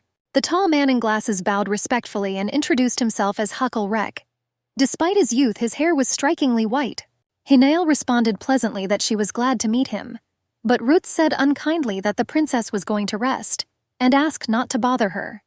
Then the man asked ironically who Ruts was hiding the princess from. To this, the prince asked him very rudely to shut up. But Huckle Rek, looking at Hinael, slyly said that he loves people very much, and he cannot pass by a lonely person. The prince, losing his temper, demanded that Evan accompany the princess. As she left, she heard Huckle Rek promise that they would see each other again. Walking down the corridor, Hinael decided to ask Evan about the strange man. He explained that Huckle Rek was the chancellor of the Trikas Empire.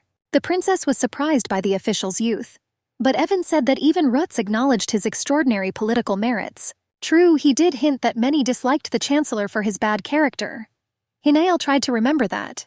By the time the princess, accompanied by Evan, reached her chambers, night had already fallen. A velvety black sky had descended upon the castle. Hinael sat in a chair in front of a large mirror, and Thea combed her hair, quietly humming. There was a knock at the door and the voice of a page announced the arrival of the prince. Hinael turned around with interest. Roots crossed the threshold and entered the room. The man's shoulders were slumped, his head bowed. Even his eyes, which usually shone with a fierce fire, now looked dull. It was obvious that the prince was very tired. The man looked at Thea and asked her to leave them. The girl bowed and slipped out of the room silently. Thea was an experienced maid of honor and had a good sense of the mood of her hosts. Therefore, even the door closed behind her without the slightest creak. Hinael stood up and looked at Roots. The girl realized that something had happened after she left. After all, the prince looked very unwell. The princess looked worriedly at the man's face. She felt almost physical pain from what this man had to go through. Suddenly, the prince stepped towards her and embraced her impulsively. He buried his face in her hair and squeezed her tighter and tighter. Hinael called him softly, but Roots was silent. Only his heavy breathing could be heard. Finally, the man muttered that everything was terrible. The princess did not immediately understand what he was talking about, and the prince asked her never to wear that dress again. After all, he could hardly restrain himself, seeing the men's glances directed at his wife. Hinael apologized guiltily, and she thought that probably after she left, the guests were still discussing the ill-fated outfit. After a moment of silence, the girl thanked Roots once again for his support that evening, and promised to be more careful in the future. The prince pulled back and looked into her eyes. Their bottomless depths beckoned him again, inviting him to forget about everything. Suddenly, the man put his hand on the back of Hinael's head and hugged her impulsively. At the same time, he bit her lips with a passionate kiss. Something started happening around again. A purple fog appearing out of nowhere began to swirl in the air, and then Hinael's light hand fell on the prince's hair. The girl barely sorted through the strands, but it gave incredible sensations. Without noticing it, she was already responding passionately to the kiss, and she even pulled Rutz's head towards her to be even closer. Their lips met and their breath passed from mouth to mouth, and suddenly the prince thought that this had been another unbearably difficult day. His whole life consisted of a series of days like this. Nothing changed, no matter how hard he tried, and only now did something begin to happen differently. Hinael's touch was strangely calming to him. Roots looked at the girl's sweet face, and told himself that now she was his wife, who would hug him, support him, and give birth to a child. This simple thought suddenly excited the prince. He moved closer and pressed himself against Hinael's bare thigh. A moment later, the man had already thrown her onto the bed and was leaning over her. The princess's eyes widened in surprise. Roots held her hands in his and looked at her with a look full of passion. His beautiful young wife was spread out before him.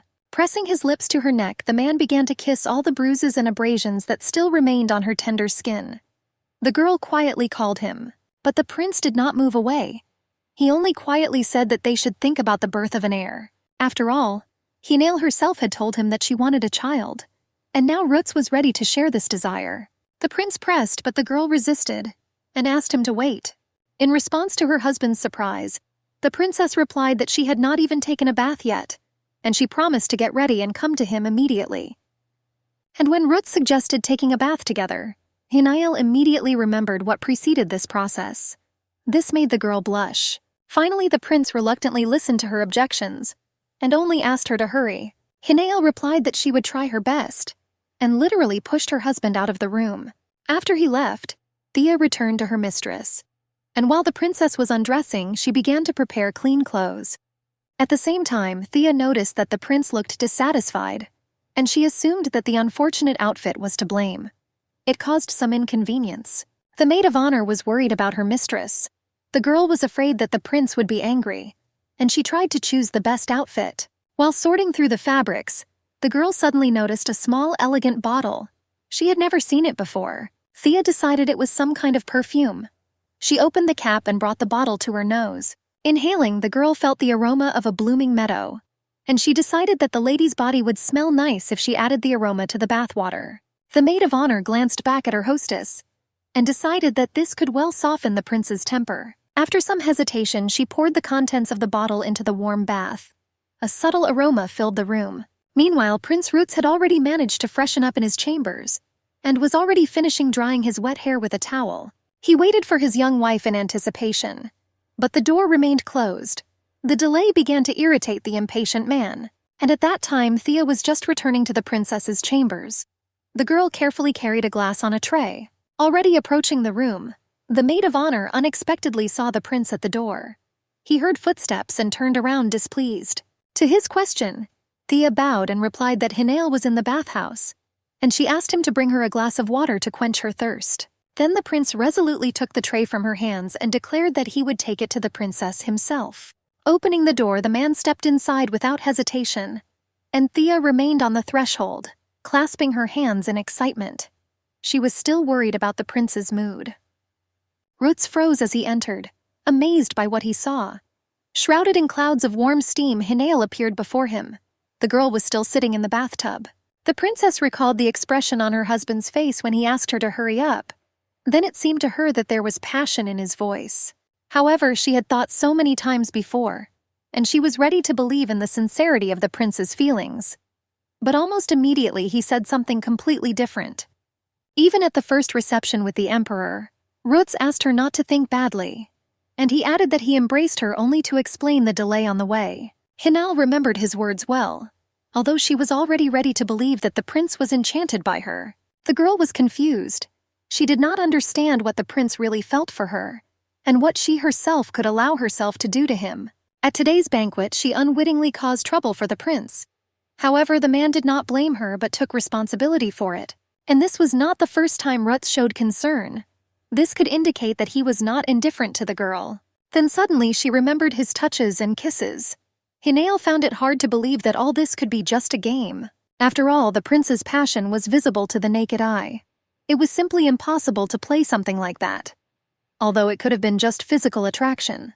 The princess really wanted to believe that her husband was sincere in his feelings, but each time he tried to convince her of the opposite in words, all these thoughts simply drove Hinael crazy. She herself no longer knew what she really wanted, but it seemed that she still wanted more than she said. Hearing a rustle behind her, the girl decided that Thea had returned, and she said that she was already leaving, asking for a towel. Not hearing an answer, Hinael called the lady-in-waiting, and turned around in bewilderment. Unexpectedly for herself, she saw the prince himself in front of her in the clouds of steam. He stood dumbfounded, holding a tray with a glass in front of him. Hinael only managed to stammer his name when the prince suddenly pulled her by the hand, literally pulling her out of the bath. The girl gasped in surprise, and he kept pulling her towards him, not taking his stunned gaze away. As soon as the princess stepped onto the floor, the man pressed his lips to hers. It was a kiss filled with passion and animal attraction. The man seemed to be literally unable to control himself from desire. Hinael didn't understand what had come over him. She pulled away and asked the prince to wait, but he kept his burning gaze on her and continued to stretch out his hands. Here he pounced on the girl again, pressing her to himself with force, but Hinael continued to resist. Then the princess just screamed at him. She just asked him to wait a minute. However, now the girl saw a different person in front of her. It was not the always calm and reserved Prince Rutz Bayanta. The eyes of the man in front of her were burning with a mad scarlet fire. Hinael did not recognize her husband. These sudden changes frightened the girl. Now she did not understand at all what to expect from the prince, and I didn't know what could have affected Rutz so much, who suddenly became so rude. This had never happened before. Hinael, trembling inwardly, placed her hand on his shoulder and asked him to be more gentle like that first time in bed. However, the prince looked at her and did not understand what she was saying. The words reached him as if through cotton wool. At the sight of the girl's tender lips, his thoughts became confused. All that remained was a strong animal desire. The man was literally going crazy from the scent of Hinael. With each breath, his mind became clouded, and the sensations seemed to become brighter. They were still standing by the bathtub filled with water, and Rutz was already holding back with all his might from attacking his wife. He put his hand in his pocket and found the almonera. The man had to squeeze it in his fist with all his might to regain his composure. Breathing heavily, he asked Hinael to talk to him for a moment, to say something. And then Hinael quietly said that there was a lot of water near the bath and it was very slippery. Because of this, she was a little scared. Therefore, the princess suggested going into the bedroom. Rutz was silent, breathing heavily. At this time, he mentally ordered himself to pull himself together, and not to allow himself to succumb to instincts that were destructive to everyone around him. The last thing he wanted was to hurt the girl, so he stopped and moved away a little. Hinael called to him, looking into his eyes with alarm. But the prince looked down. Heavy breath whistled from his chest. Now he hardly resembled a normal person. But he still stopped and stopped squeezing the princess's body painfully. Rutz froze and stepped back. The man remained silent and only silently looked at the girl frozen in front of him. His hands were shaking. The prince clenched and unclenched his fists several times, as if trying to curb the feelings that were about to burst out. Then, more calmly, he picked up Hinael in his arms. But the girl was still tense and frightened by his recent pressure.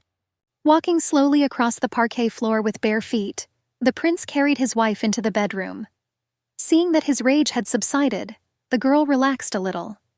Then Rutz lowered her onto the bed. He stood opposite, staring intently at his wife spread out before him. The man leaned over and squeezed her leg, covered only by a thin shirt. It seemed as if the flame inside him was once again growing brighter. Rutz pressed himself against the princess's neck. The girl expected a passionate kiss, but instead received a rather painful bite. Unable to contain herself, Hinael let out a quiet scream and said that the prince had hurt her. In response to this, the man let out a strange animal-like growl. He was angry with himself for not being able to control anything. Hinael looked at him with eyes full of fear. The girl tried to discern in the man who was merciful and generous. At the same time, something was constantly changing in the prince's face, as if two entities were fighting inside him at once. A fierce beast and a balanced man. Here again the beastly grin appeared from inside. A growl escaped from the lips. Then the princess simply screamed, calling her husband. It seemed to her that her calm voice had a positive effect on the man, calming him down. But he seemed not to hear, and only continued to squeeze her hips with force through the thin fabric of her shirt. Hinael tried her best to delay the inevitable, and again asked her husband to wait at least a minute. However, he raised himself above her and said that this was simply no longer possible. Rutz could no longer control himself. After that, the man pressed his whole body against her. Overwhelmed by a frantic desire, he pressed her to the bed with all his might. It seemed to go on forever. The tall candles in the candelabra, which Thea had replaced only that evening, had almost burned out. Hinael no longer understood how long her endless torture had been going on. She only tried to tell the prince that she was very tired, and she suggested that he take a little rest. But Rutz replied that it was simply impossible, and he had already told her about it. The girl understood that he was right. The main duty of a wife is to give birth to an heir, and she did not dare ask for more. After all, even the king of Salar ordered her to serve her prince with all her heart, and to become the guarantee of peace and prosperity of both states. Hinael had no right to forget her duty, and now she reproached herself for continuing to behave stupidly, even remembering the fate of her marriage with Cheddar. After all, the count was kind to her at first, but it all ended very quickly and led to tragedy. So the girl should not have any illusions. After all, she had only one purpose. By resisting, she was violating it. She just had to give her body to the prince, and not think about anything else, except that she would be able to give all her love to the child that appeared. Having surrendered, Hinael let all her thoughts go somewhere far away. The prince, burning with passion, did not let her go the whole next day. Finally, the evening came. The rays of the setting sun pierced the windows with crimson and golden reflections. Silence reigned in the chambers. Tired, Hinael fell asleep, and the prince sat next to her on the bed, tormented by heavy thoughts. Now he reproached himself for his lack of restraint. After all, he saw how soundly the princess slept after his endless caresses. Images of their closeness flashed before Rutz's eyes. He again felt the taste of her skin on his lips, wet with sweat and tears. And with shame he heard Hinael's voice. She asked him again and again to stop. It was as if some unknown invincible force had taken possession of him, and it had brought with it a monstrous hunger that he could not satisfy. He squeezed her hands again and again. The girl had no chance to resist his strength and power, and now she was sleeping, barely breathing from exhaustion. And the prince understood that this was real madness, which he allowed to happen. Rutz had promised himself many times to avoid this, but for some reason he had lost control again, and he really wanted to understand the reason for this. In the past, this happened after a long separation from the Almenara. After all, it was she who suppressed the inner beast. But now everything was different. The prince suddenly thought that perhaps everyone around him was right, and he really was just a monster in human form. To his surprise, the man suddenly realized that he was most concerned about only one thing. Would Hinael now fear and avoid him? It was possible that after what had happened, the girl would look at him with disgust. But Rutz wanted so much to be loved. The prince had seen so much anger and neglect in his life. He would never want Hinael to treat him like that. The prince stretched and carefully, so as not to wake her, covered his young wife's shoulders with a sheet. and then he gently stroked her palm. He dreamed that everything would return, that she, as before, would trustingly reach out to him, hug him around the neck and tenderly touch him with her lips. Roots ran his fingers over the princess's hand and noticed the marks of his own hands on the white skin. He knew how bad it was and wanted to be forgiven for everything. Looking at the girl's tired face, he was ready to do anything, just not to deserve her hatred. Anyone, but not her. A big, strong man sat on the bed and barely held back tears that he hadn't seen in many years. He just wanted to be loved. The next morning, just as it was getting light, a maid knocked softly on the door. She wanted to know if the prince would be having breakfast with Hinael. Roots went out the door so as not to wake his wife, and said that as soon as the princess woke up, they would have breakfast together. He tried to imagine what Hinael would like, and he remembered that she liked the chicken at the inn, so he ordered it to be cooked. The prince also ordered to add more fresh fruit, as he noticed that in the south they were always served after meat. The maid listened attentively to all the orders and bowed respectfully. Then the prince hurried back to his chambers. He tried to close the door as quietly as possible, but then he heard a quiet groan from the bedroom. Apparently the princess had woken up after all. Entering the bedroom, Ruth saw that Hinael was indeed no longer asleep, but sitting on the bed. The girl was pale and still tired. She tried to sit more comfortably, but the sudden movement made her wince and groan slightly. The prince felt a pang of guilt for the previous day again. He quickly approached the bed and handed the princess a gilded cup. It seemed to the man that a little water would not hurt her. Hinael looked up at him. The prince's face showed genuine concern. She really wanted to believe it. But accepting the cup, the girl reminded herself that all this was just a manifestation of her good mood this morning. Roots looked at her with pain in his eyes. The man looked miserable and guilty, which was not like him at all. And the princess brought the vessel to her lips and began to drink calmly. Then the man timidly tried to talk about yesterday, and then Hinael surprised him once again. She smiled and said that she understood everything, and the prince could not figure her out. Then the girl explained that in the palace he skillfully feigned love, so that even at night he did not leave this image. So she had no false hopes at all. As agreed, no feelings other than the need to conceive a child. Unexpectedly, these words pierced the prince like a sharp sword. They caused almost physical pain, but clenching his fists until they hurt, the man thought that everything was quite expected. After all, this was exactly what he wanted. It just so happened that the prince could lose control at any moment. What happened the day before could happen again. So everything was right. Hinael's submission still puzzled the prince, although now everything seemed to be in order. Ruth still asked how the princess was feeling. After all, she still didn't look quite healthy. However, Hinael resolutely promised that she would always appear at her husband's first call. After all, they still had everything ahead of them.